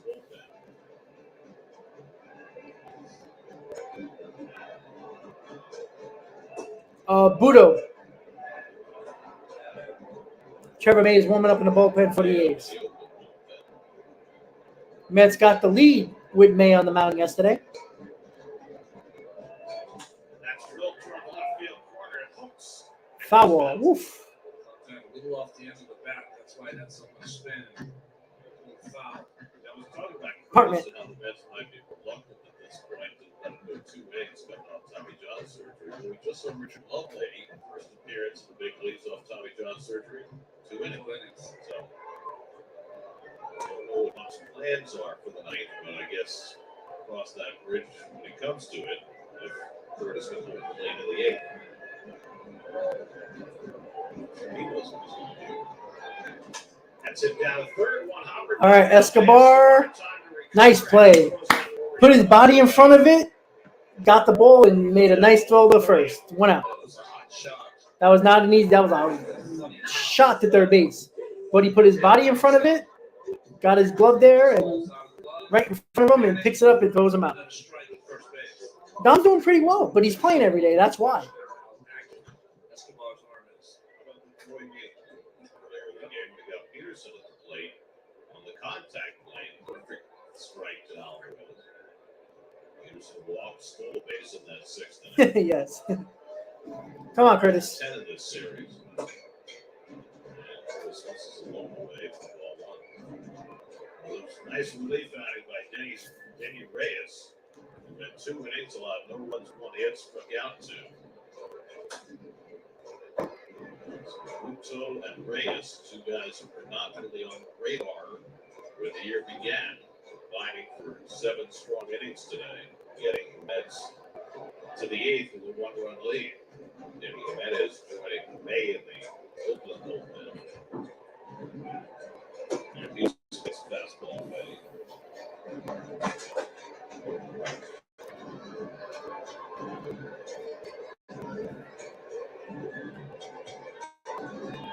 Peterson played for 6 different major league teams for some of the Braves. Oh, where was that pitch?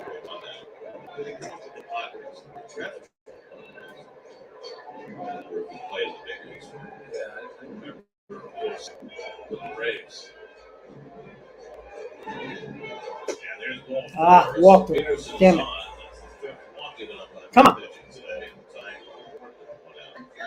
Get the best seats for the biggest games of the season. The Mets season membership to learn more visit Mets.com/memberships. All right, so 1 out. Tying run at first and 1 out. Peterson's already stolen base today, and Diaz. Ah, that's a base hit. Damn it. Peterson will pull in at second. So the A's have something here in the 8th. First and second and 1 out. Little up front was Diaz. Damn it. Strong. And puts that in the left field. That's how I run the second house gigs. Come on. Behind Curtis, and that's Bullpen. Shane Langoliers the batter. Langoliers has an infield hit in 3 trips today. 8 in the series, including a home run.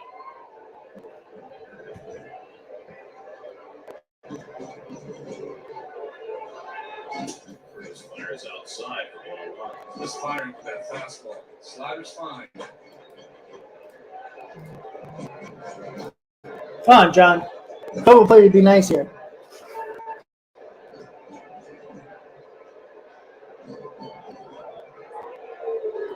One disengagement.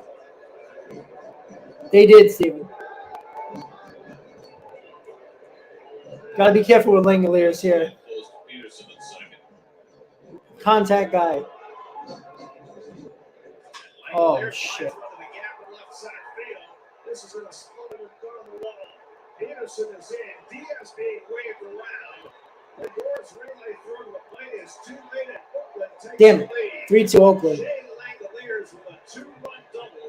And the A's go in front 3-2 in the 8th. God damn it.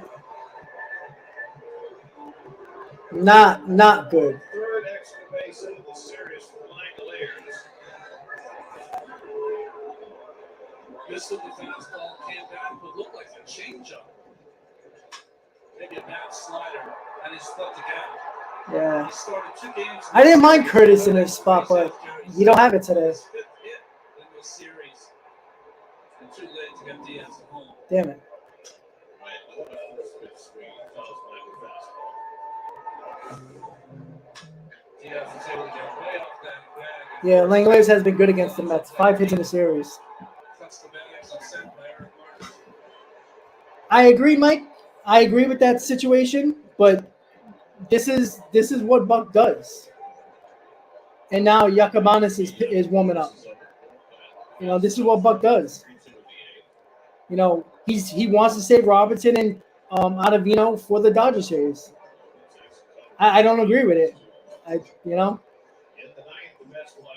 No, Curtis has been good this year. He's just not good today.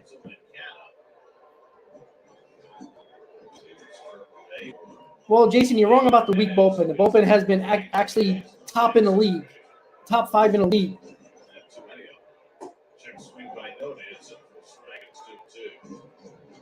Each and every day, that's getting about 5 innings from their starters. Means you get a lot from your bullpen, and it's 2-1 game. Now 3-2. They have to be perfect. Curtis has struggled this end. First time he's struggled since his first appearance. Yeah, Marcus, everybody says that, but if the Mets would have won today and Ottavino and Robinson would have got the job done, tomorrow when Reyes and Curtis was in the game and they're giving up all these runs, you would say, why are they using them? It's the same issue. But look, what killed Curtis? The walks. Walks killed. We all know that. Yeah, the Mets got 3, 4, 5 coming out. So, they got a shot to get the lead, but right now we're losing.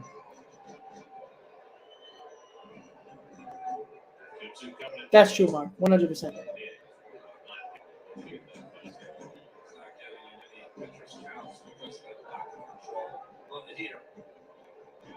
Jason, no, they're not. The bullpen has been good. Curtis actually has been good this year. Rayleigh has been good. Ottavino, Robinson, almost Drew Smith has been good. It's 2 days in a row now. And Curtis walks another one. Mound visit is coming, so they're going to talk to Curtis here. Again, it's not the end of the world. Look, Curtis has been good this year. Okay, Jason, so don't watch. I don't know what to tell you. I just don't get it. Like it says, if Ottavino and Robinson came in this game and won the ball game, tomorrow they won't pitch at all. So if the Mets have a lead in the 7th, you're going to get guys like this. You're going to get Reyes and Curtis. And if they blow the lead against the Dodgers, you're going to say, why is Robinson Ottavino not there? Well, because they pitch a couple of days in a row. That's why. All right, so first and second, 1 out. 3-2 Oakland. But Marcus, you say that, but Buck has to worry about that. Because if you lose 3 games when you had leads because you couldn't use your big bullpen arms because they were overused against the A's, you have a problem.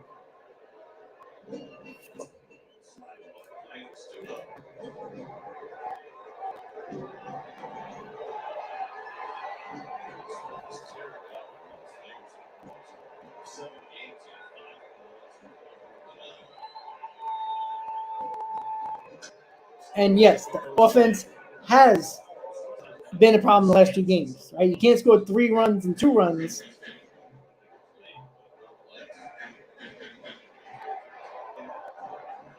But Marcus, you can't do that. You're not. Oh,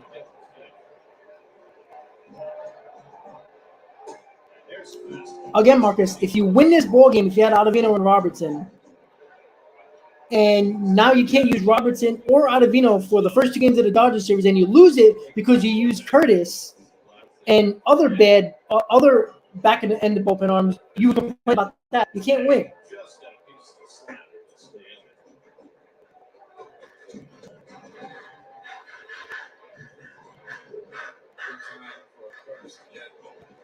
Real good slider. Smith put him on the ground. Frank, that's a better comment. It's a team effort loss for sure. Popped it up. Infield fly will be 2 outs, and it is. Well, Joe, we talked about it, right? That 17 runs kind of blew them up in the face with these last 2 games where they did not score.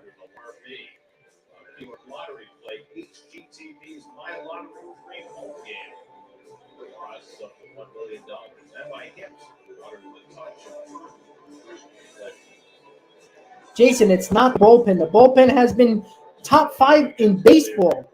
It's not the bullpen. Stop.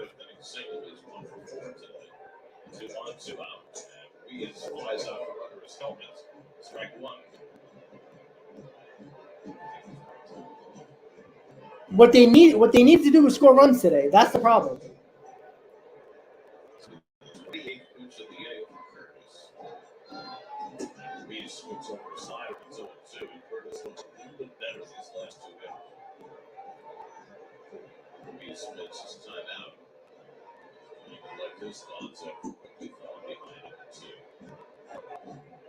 The last 2 games is the offense. The Mets got lucky yesterday and pulled it out of their ass.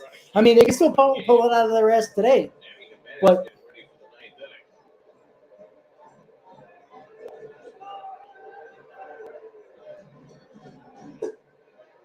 Hayes won 3 games this year. They have 3 saves from 3 different players. They have 1 save this week. They have 4 save opportunities. strike 3 call. Curtis gets out of it, but not before the A's scored 2 runs to take the lead in the bottom of the 8th. Mets Athletics 3-4-5. Lindor, Alonso, Canna coming up. So the Mets have opportunity to try to get a lead in the 9th here.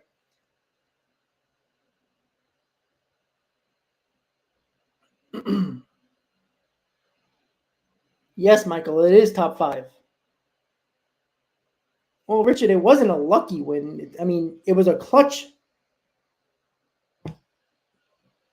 win. Like, people just assume that bad teams never beat good teams. That's not true. And Curtis doesn't suck. This is actually his worst performance. But yes, we're going to win this game. I think we're going to come back. But if you don't, that sucks. Like, if the Mets beat the Padres 2 out of 3, it's because of the Padres or whatever excuse somebody's going to use.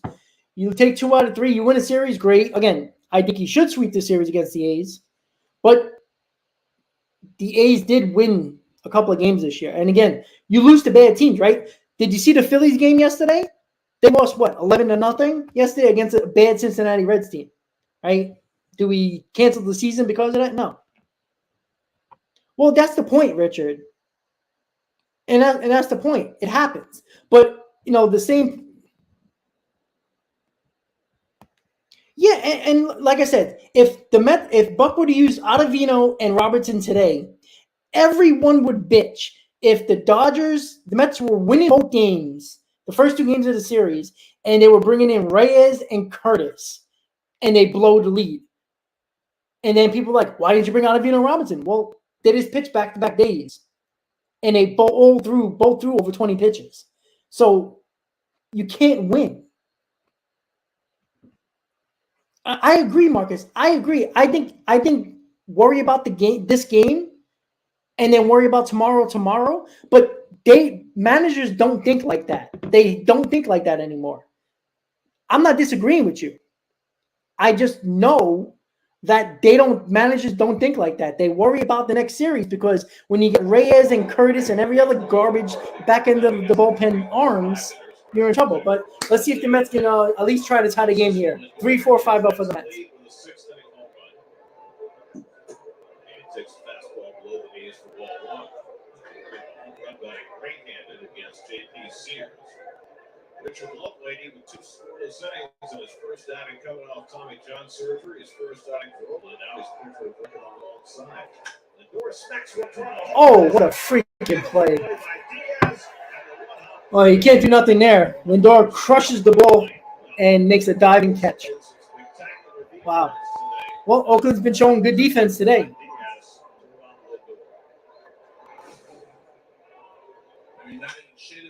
Damn it. What are you going to do there?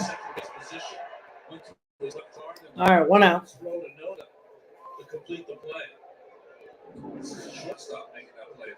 Well, he did everything he can there. All right, come on, Pete. Got another home run in here?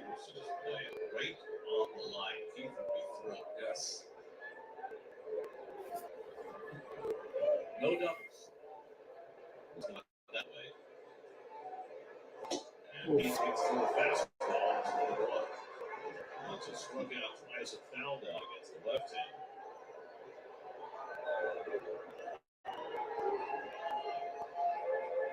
Canna waiting on deck. Lobson lays off the curve, and it's 2-1.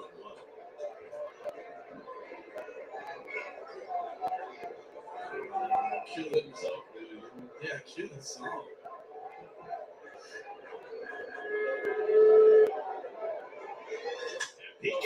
Get out, baby! Yeah, tie game. There we go. Woo! Look at that offense, baby. Tie game, Pete. 8 home runs for Pete Alonso. There we go. There we go. Offense picks up the pitching. Tie game. That's what I'm talking about. Who called it? Who called it? Where's the shout out? Hebrew. Look at that. Here we go, baby. Look at that. Pete Alonso with a bomb to center field to tie the game. Hey, Ken, that's clutch.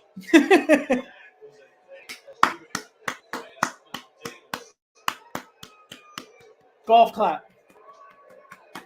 There we go. Pick up your bullpen a little bit. Come on, Mark. Now let's win this damn ball game. We're back in it. Let's go. Woo-hoo-hoo. Pete with the little flip. He knew that was gone, baby.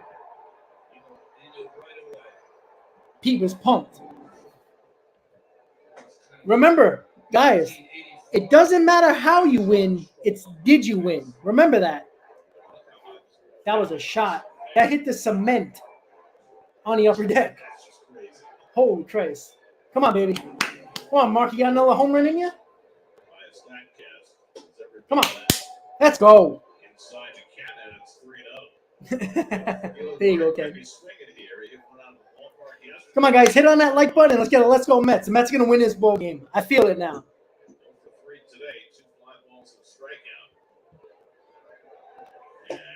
Takes a strike on the inside. 3-1.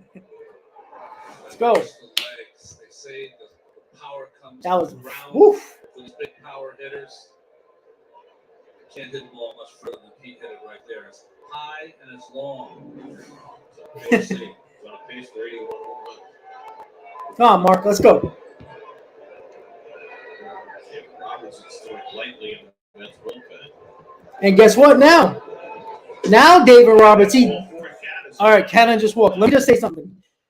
David Robertson is warming up now. See, this is the problem that I have with Buck, and this is why I get mad at him. If Robertson was able to pitch today, now remember, David is talking about it on the broadcast, and the pitching coach is on the mound. The problem that I have with Buck is that if Robertson is available, why didn't you pitch him in the 8th? And then see what happens in the 9th. You know what I'm saying? That's why I get mad at Buck with the decisions he made. Again, Curtis would have been fine if clearly Ottavino is not available. Fine. But if Robinson's available, pitch him in the 8th against the better part of the Oakland lineup. And then you run with it in the 9th and see what happens. All right, here we go. Tommy Pham is up. Had a solo in the 2nd inning. Mets just tied the game. Pete Alonso, solo home run, tied the game in the 9th. Tommy Pham is going to get the RBI to go ahead and run. Let's go. Tim Locastro is a pinch runner. Pinch runner for Canna. He's going to look to steal a base here, guaranteed.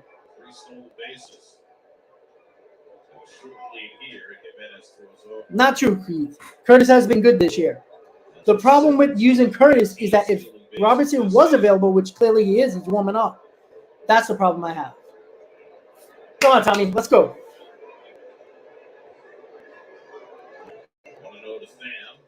Castro's running. Safe. Yes. Stolen base, baby. There we go. And this is why LaCastro is important. Situations like this, 2 nights in a row. Now we need a base hit here, and we'll get the lead. That's why he's important.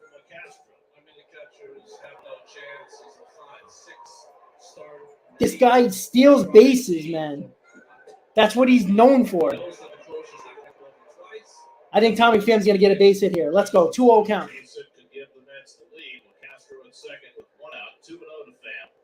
Ball 3, come on. Badly, and it's 3-0. Jeff McNeil's warming up. I mean, it's him warming up. McNeil's on deck, and McNeil's been struggling in this series. This is a big spot for McNeil here. Come on, baby. The walk also provides a double play opportunity as well. Ball 4. All right, come on, Jeff.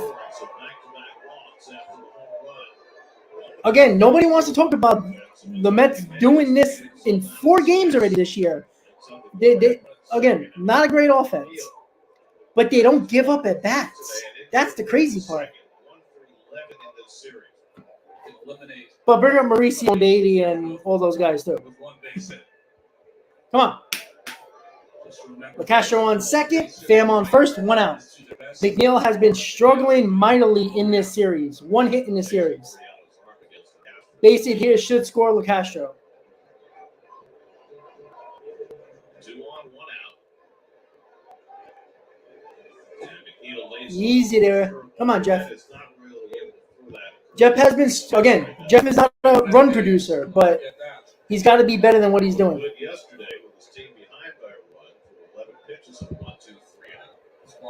That's the issue with Jeff, but he's got to get it together a little bit here. We need him in this lineup.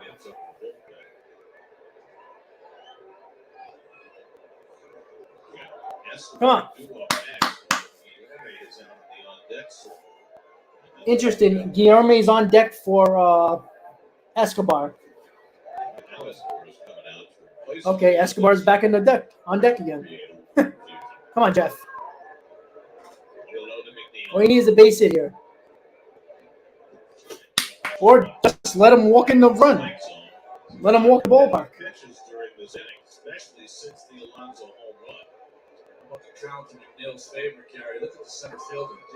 If I'm Jeff here, I'm making him throw a strike. I'm not going to swing 2-0. Don't give him a strike here. He's been wild. Or if it's a great pitch, come on. Relievers doing all these pickoffs, turns, never good. Hill with an advantageous spot ahead, 2-0. Ball 3. All right. Now McNeil's definitely going to take a pitch here. The guy can't throw a strike.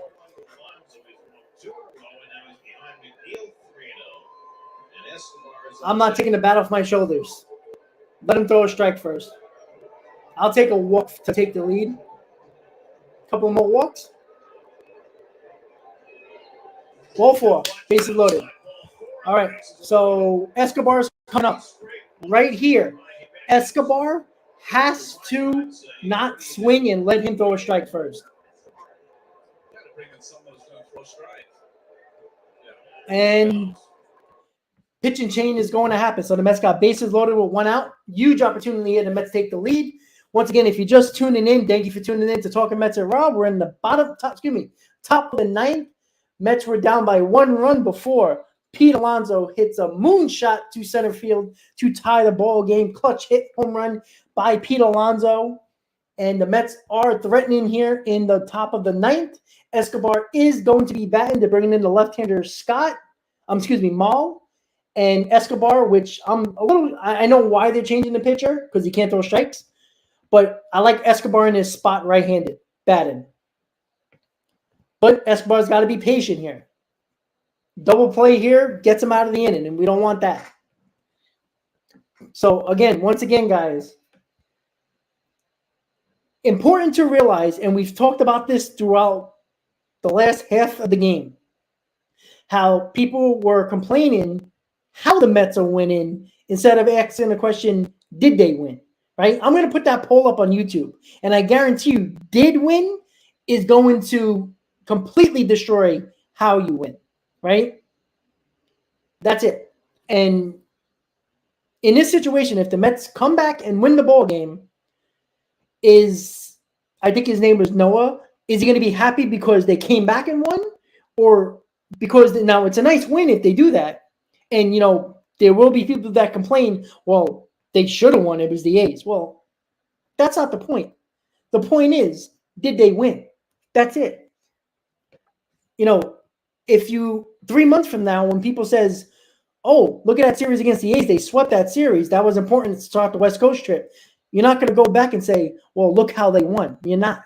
It's this stupid argument. I agree too. Like always say, all you need is a sacrifice fly. Sacrifice fly is going to score like Castro. But Escobar is struggling. We all know that. Escobar knows that his job is gone after tomorrow. So this might be his opportunity to say, hey, I still belong in this team on the bench at the very least. Here we go. Bases loaded, 1 out. Escobar coming up. I like Escobar right-handed. Come on. Good season last year for Bull. ERA under 3 for these Athletics. No, but it gives us the lead either way. Come on, Eddie. Wonder if first pitch swinging here. Well, come on, Eddie. Castro carrying the lead runners at third.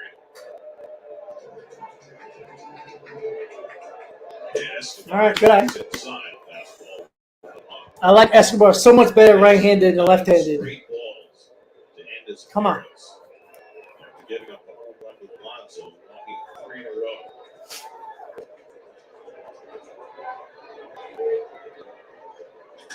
Oh, no. Right to Smith. Diaz with a turn, and Noel gets the double play to get the A's through the top of the ninth. That's Fuck. Alonso's home run. God damn it. Oh, anything but that, Eddie. Anything but a double play. Yeah, you should be mad. Fucking Christ. Oh, man. Well, that was one thing we did not want. And, of course, he hits it somewhat hard and hits it easy double play. Jesus Christ. Oh, yeah. Well, that sucked. Pete Alonso ties the game with a home run in the ninth. Oakland has a chance to win the game in the ninth. I'm assuming, maybe not. Maybe Robinson is going to come in the ninth to keep the game tied going to the 10th. We might see our first extra inning game with the ghost runner. Yeah, there's no excuse for that. That's yikes. Beatty came up one day too early, too late, unfortunately. God damn it. Yeah, well,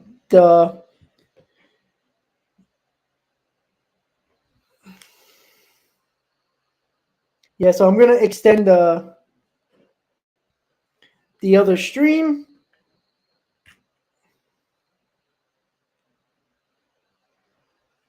I'm going to extend it a little bit because, well, the game's still on.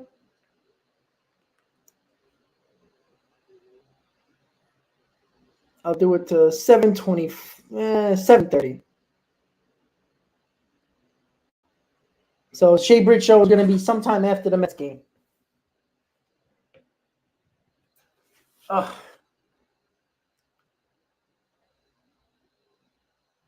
Ken, that's an excellent point.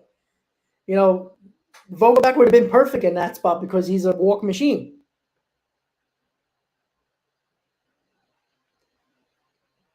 All right, so Yakubonis is in. See if he can get us to the 10th.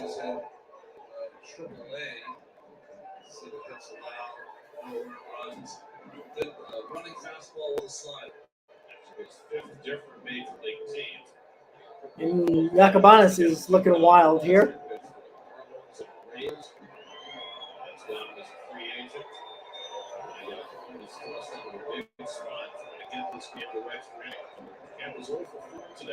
Have a good night, bro. Jesus Christ.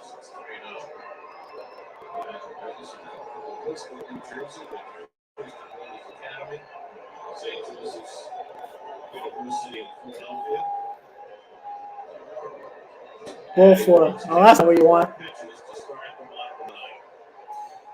Jose, don't tell me what to say. Goodbye. Where to start.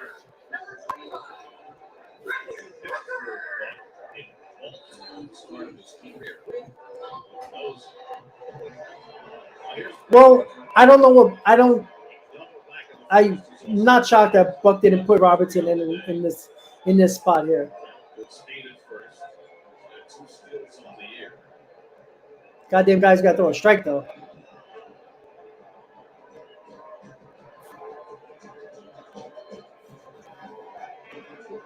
And Booker takes the first one just off. 5 balls in a row.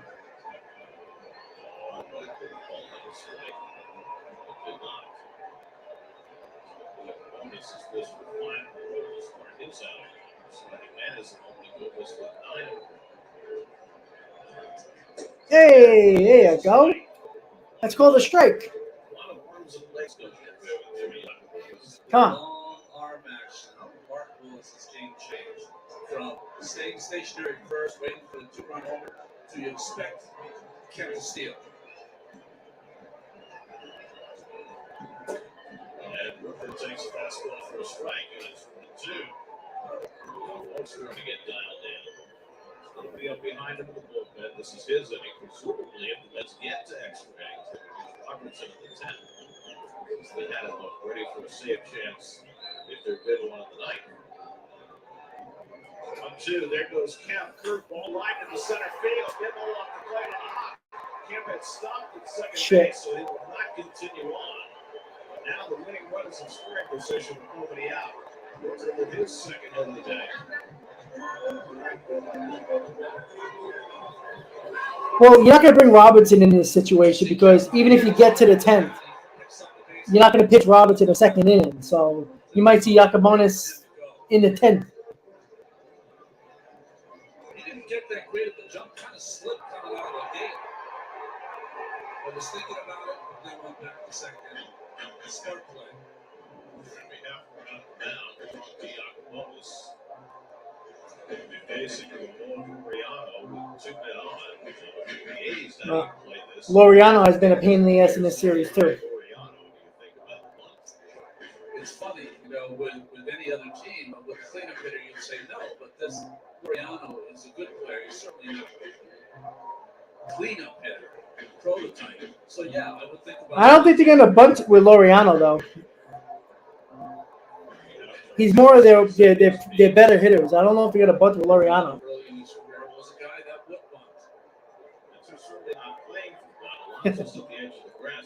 I don't know why Rayleigh's in the game. That's a good point. I don't know if he's not available. I don't know. No idea. I thought Rayleigh was going to pitch today, but maybe he's, I don't know, feeling something in his arm. I don't know. Laureano was swinging. Double play would be nice. Second, nobody out.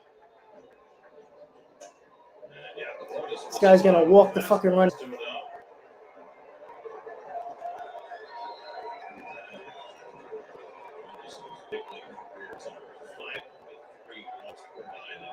can understand why. Delivery is so unorthodox. It's hard to keep a consistent release. It's the catch-22, though. What makes it effective is that. Well, this is the effect when Scherzer can pitch. You had to make moves to bring up Butto, and then Nagosa got hurt too.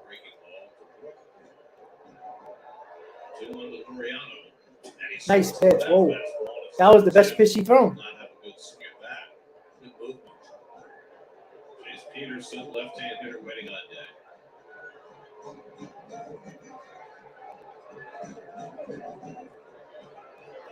He uses his timeout.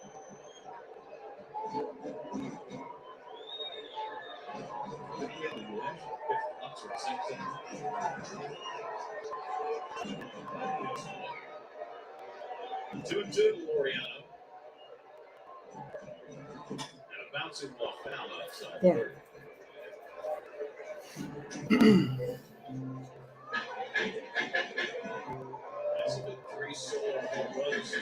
Studs, not really, because that didn't happen last inning. You use Robertson here, and you only score 1 or 2 runs. You're gonna have Yacabanas pitch in the 10th anyway.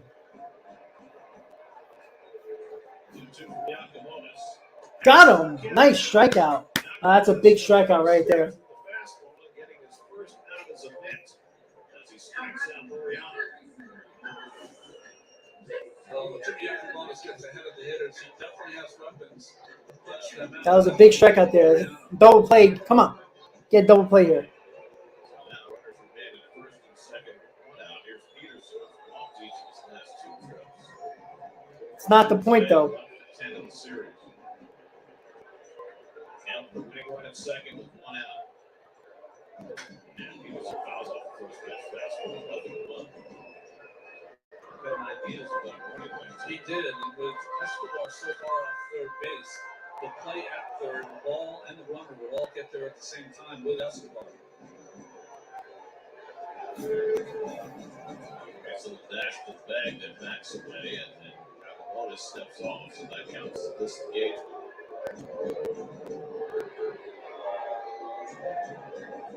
Him not getting far away with those right there. And Peterson fouls All right. back. 0-2. A couple of good swings at those high fastballs, but now it's 0-2.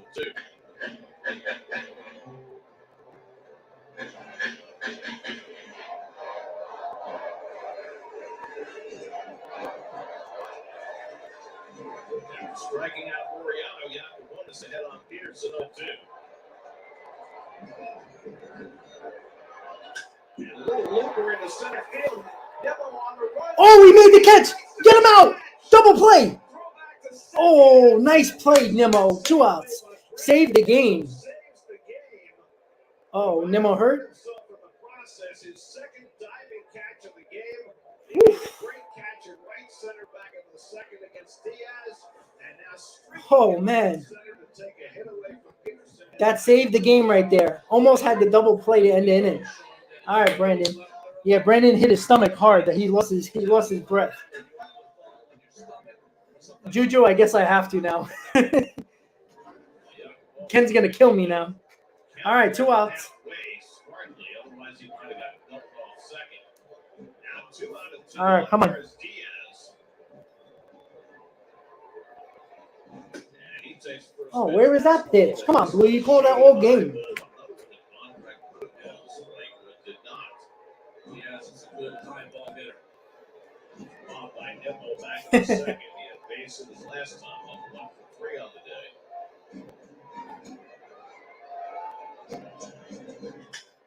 Popped up. Up on the left side. We got out of it. This is gonna get it. Yeah. Escobar makes Let's go. All right. Here we go. Baseball makes no sense, man. Brandon Nimmo. My favorite player. I'm going to say this for Ken because Ken wants me to say it. Brandon Nimmo's a good center fielder. Really good. Great center fielder. All right, Ken, you happy now? So, Mets somehow get out of it so everybody can shut up about Yacubonis now. Now, we get the best rule in all of baseball, the ghost runner. You know why? Because it might help the Mets win this time. So, here we go. So, just what the doctor ordered. Walk the first 2 batters, strike out 1. Nimmo makes a diving catch to save the game. And now, a pop-up to end the inning. No, Michael, I mean, he played deep, but that was a hell of a catch. I'm not going to say anything with that. Ghost runner baseball in Oakland. So,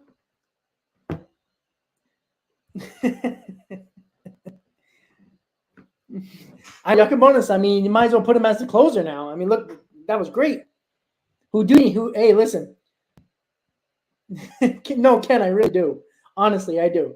Like I said, I ate dirt when it came to Jeff McNeil a couple of years ago, right? I admitted it.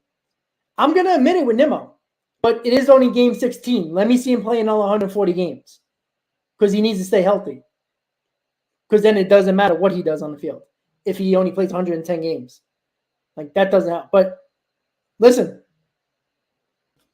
right now, I have nothing to say about Nimmo. I'm going to eat all the dirt on Nimmo.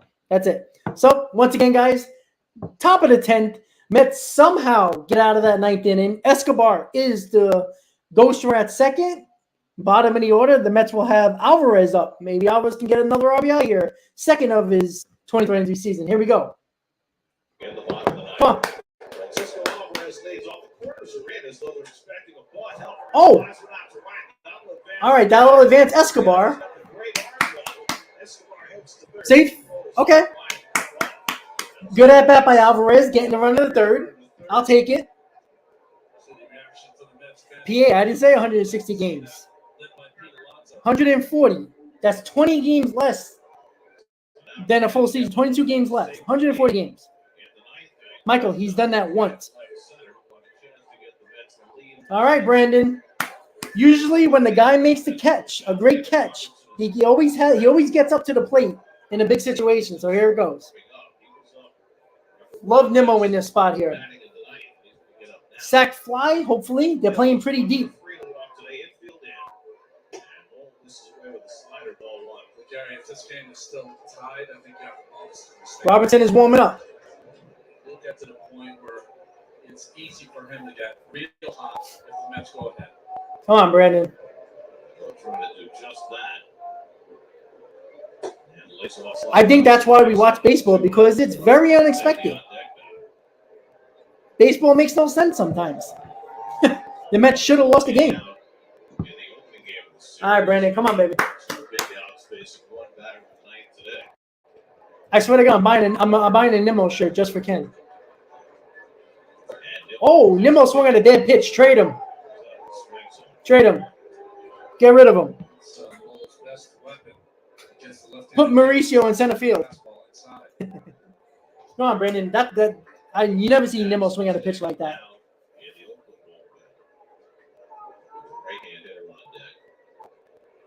Escobar at third. He's the free runner with one out. And Nimmo takes a strike. Well, Michael, unless you're Conforto. Yeah, because the Mets, this is the first one out of the first 15, 16 games out of the year. All right, Brandon, come on.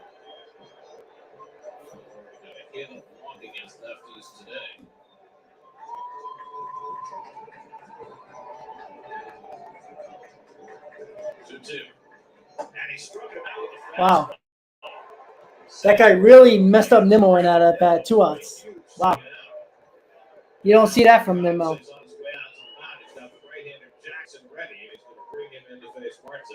Good pitching from No, I'm not drunk. got the equalizer inside. Damn it. In the count, and then slider and fastball away to put Nimmo away.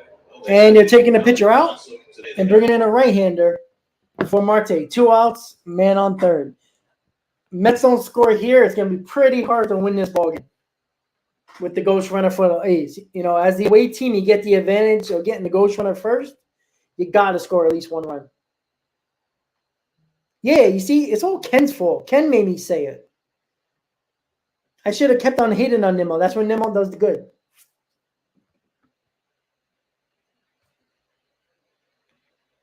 Jesus. Freaking Ken, man.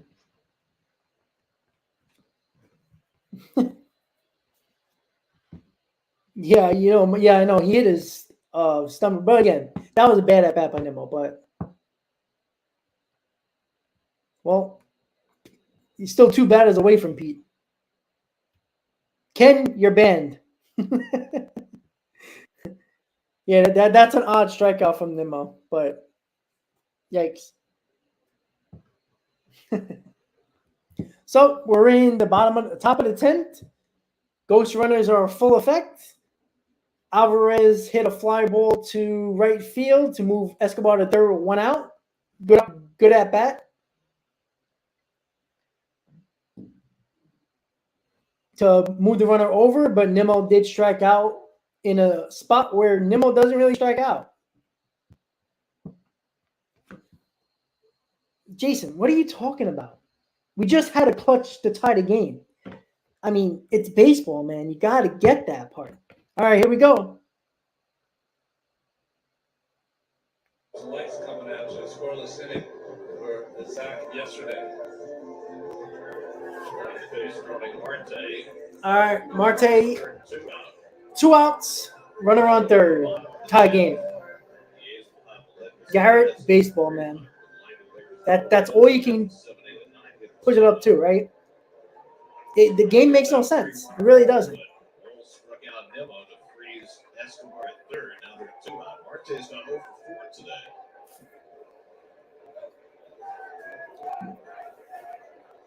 Facing Jackson for the first time. And Marte takes the fastball upstairs for ball 1. John, listen up. Robertson has been better than every reliever in your Phillies bullpen. So 7 2/3, struck out 10. He's due for Arkansas. There's a fastball high, 2-0. Francisco Lindor waiting on deck. That's a score their 3 runs on 3 solo home runs today. Pham in the second, Lindor in the sixth, and Alonso tied it in the ninth. And Marte watches one away, and it's 3-0. no, the A's will score because the ghost runner's there in the 10th inning. Like, Jason, please go. Not today. Unless he can find a way to throw a strike to Marte. And he walks.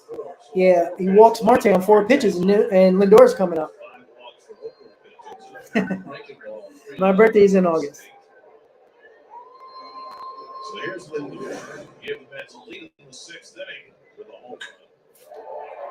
Said this is the first time all year that he felt completely balanced on the right side and the left side coming up here in the left-handed batter's box.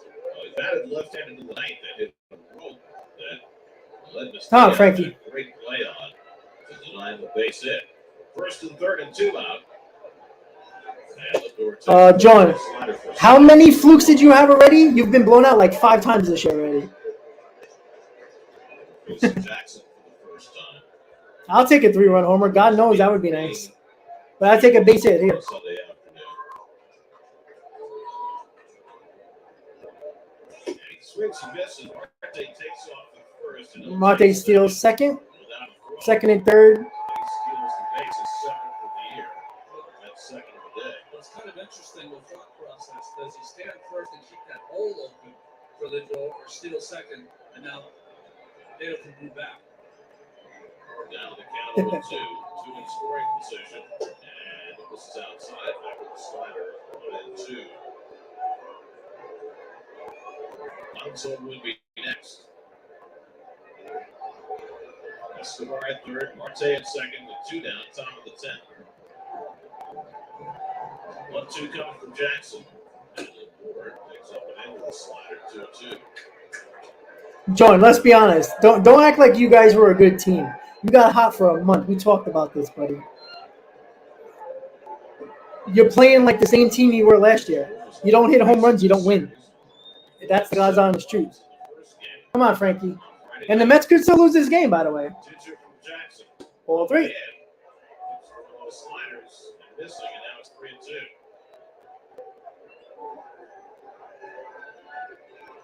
Ball will bring up Alonso, tied the game in the ninth.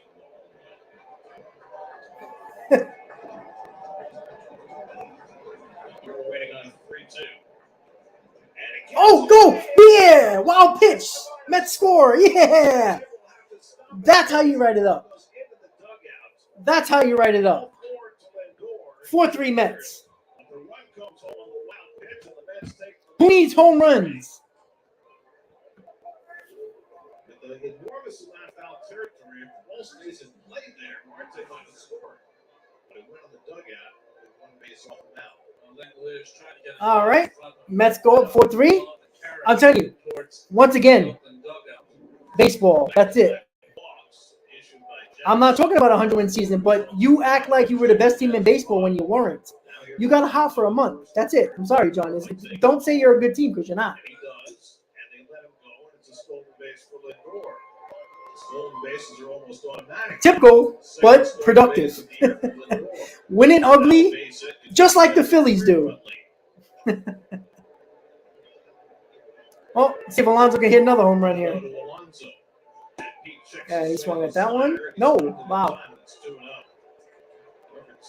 Tito Castro is due up next. Bravo, that's a. Well, it is close, John, because you're basically the same team you are right now. That's it.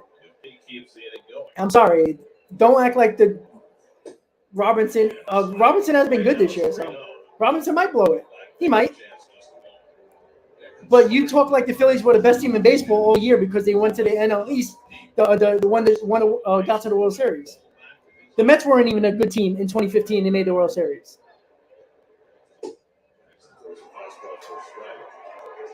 I agree.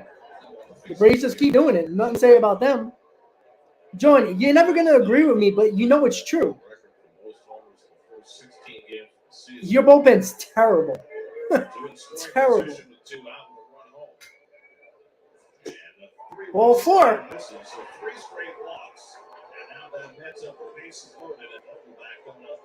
The Phillies did what the Mets did in 2015. The same exact thing. And I was never here telling you that the Mets were the best team in baseball in 2015. Phillies got all the credit in the world, and the pitching coach is out. Vogelbach is pinch hitting. Again. Oh, they were a good team, but I'm saying, like, John talked about this. John think that the Phillies were a great team last year. They weren't. They were a terrible team who got hot for a month. That's it. That's all they were. And then as soon as they stopped hitting home runs, they lost because they're one-dimensional, just like they are this year. No, I'm not saying the Mets are a great team. I'm not saying that. But you don't have to be a great team to win a World Series. And you don't have to be a great team to make the World Series. You just got to get hot at the right time. Just like the Braves did in 2021, just like the Nationals did in 19, and just did the Phillies did last year. Yeah, the Mets look like crap, and we're still winning, unlike the Phillies who look like crap and are under 500.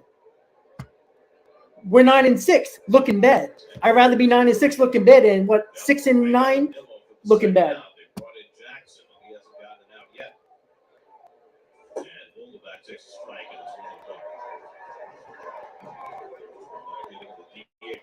Yeah, I do. I agree. I have nothing to say against the Braves. The Braves are doing what the Braves do. But we're talking about the Phillies. The Phillies look just as bad as the Mets, but the Mets have a better record. It doesn't make sense. No, you said you were a great team last year. Don't bring up good now. Last year you said they were a great team just because they made the World Series, which is untrue. I agree, John. We're 16 games in. But the Mets are allowed to look bad when they didn't look bad until 150 games last year. Big difference. I'm letting it cook. Yeah, the Braves win the NL East, but they also don't win World Series when they win divisions, right? They finally broke through finally, right? In 2021. But the Braves are the biggest choke artists because they win 30 division championships and they can't win. Damn it, Vogelbach, why do you swing? Sorry. That just annoyed me because Vogelbach swung the bat. With that said, Robinson is coming in to hopefully close out the game. Mets lead 4-3 on a wild pitch to Bryn Escobar.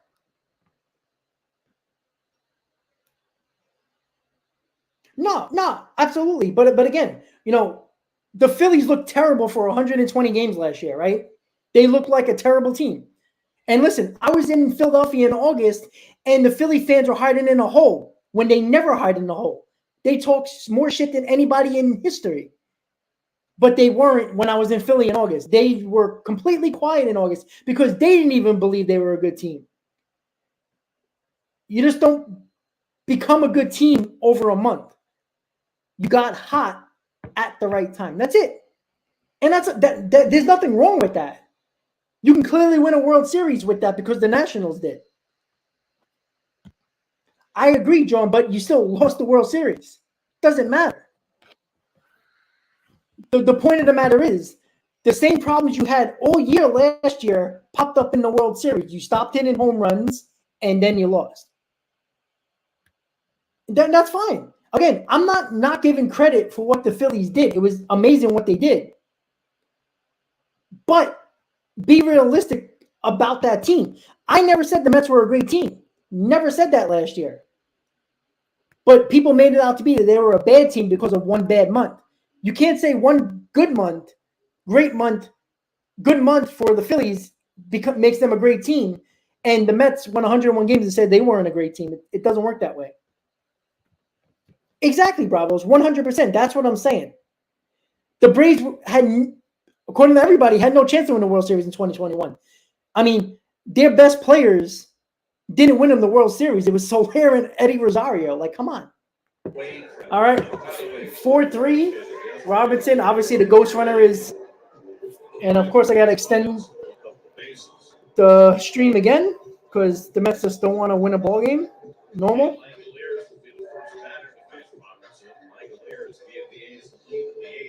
Put 750. See if that works out.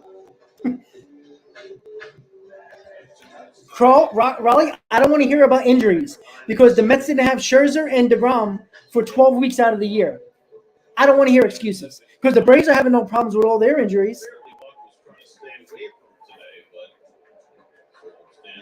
I don't want to. That's an excuse, John. I'm sorry.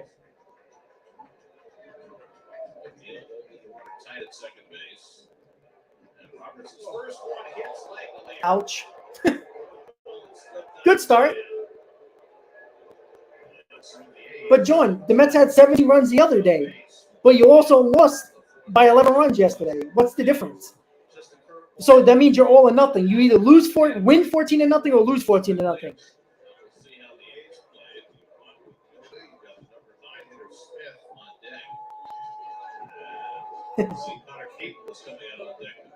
Again, the Mets are on a great team because they scored 17 runs. Same way the Phillies are on a great team because they're not. They're a good team. Well, it sets up the double play ball with the hits batsman. He does square and takes the pitch for a strike. No, I agree. But it's not like whoa, hold on. You did beat the Braves, but that's not the reason why you went hot in the playoffs. Like, let's be honest. Yeah, the Braves couldn't beat the Phillies. That's guaranteed. Got him. Nice play by Robinson, getting the force at third. 1 out. But at the same time, the Mets killed the Phillies in the during the season. What did that really mean in the playoffs? Nothing. That's the difference. That's why baseball makes no sense. Because the best team in baseball was the Dodgers, and they choked yet again. That was a hell of a play by Robinson. Had a little trouble getting it out of his glove, but got the out at third.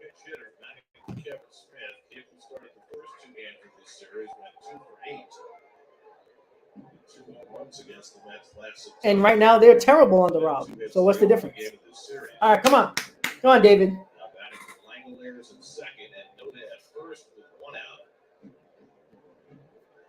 All right, John. But again, you lost to Cincinnati, who's probably going to lose 100 games too. Oh, shit. Damn it.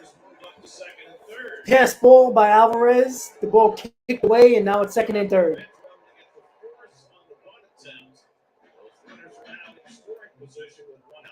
Yeah, John, but when I was there, the Philly fans were in a hole in August. Yeah, that was a bad block by Alvarez there. He should have blocked that ball. That was a lazy play by Alvarez in that spot there.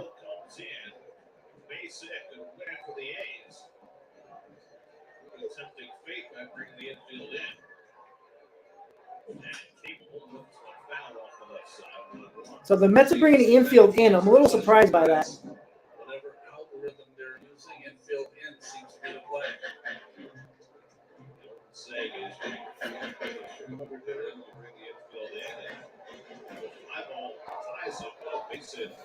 Well, everybody wanted Robert to come in the ball game. Oh, he's not looking good either right now. Woo-hoo! That pitch was nasty. Garrett, I never said that. And had a big spot to drive some runs and didn't look very good against the breaking ball. Alvarez has had 2 good defensive games, though. Just that one was just a lazy play.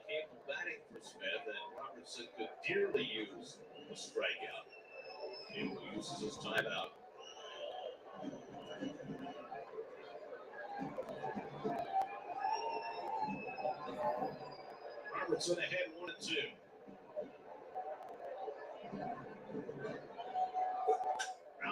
Ground ball. Yes, 2 outs. Come on.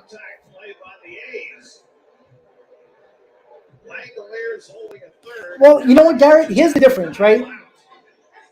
I think the hype is a wrong word because of the fact that the Mets are not playing Alvarez every day. Like, the Braves have no problem bringing up their kid and playing him every day and let it live and dying with them. The Mets haven't done that with Alvarez. I think he would be better if he played every day. But we got 2 outs, 1 more out to go. Got to be careful with the bunt here. Reasons 1 for 5 today. Robertson needs 1 more out. Strike 1? Yeah, I don't think so either. I think Parada is, to be honest.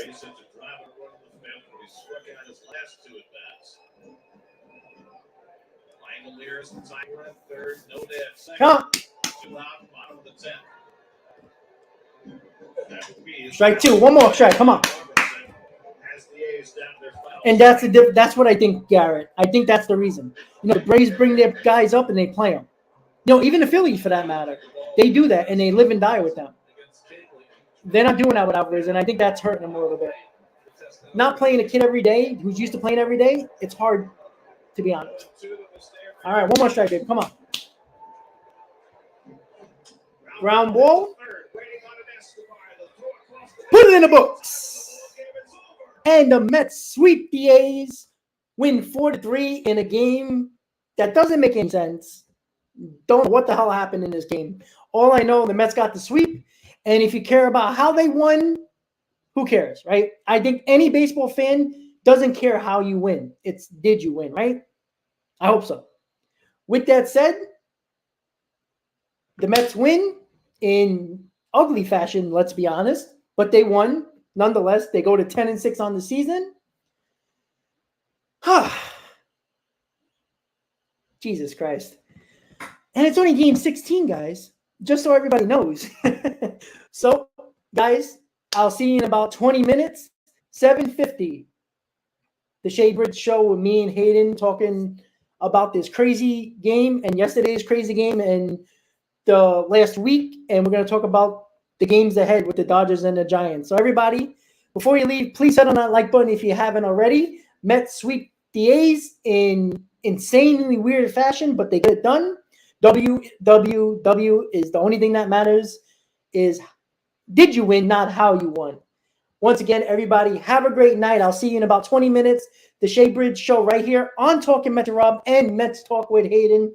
Wherever you follow your channels, please check it out. We're going to talk about the series that just ended. Mets get the sweep. They need to do that. Tomorrow's pitching matchup, David Peterson, Dustin May, 10 o'clock start in LA, 9:30 pregame right here on the channel. With that said, everybody have a great night. See you in 20 minutes.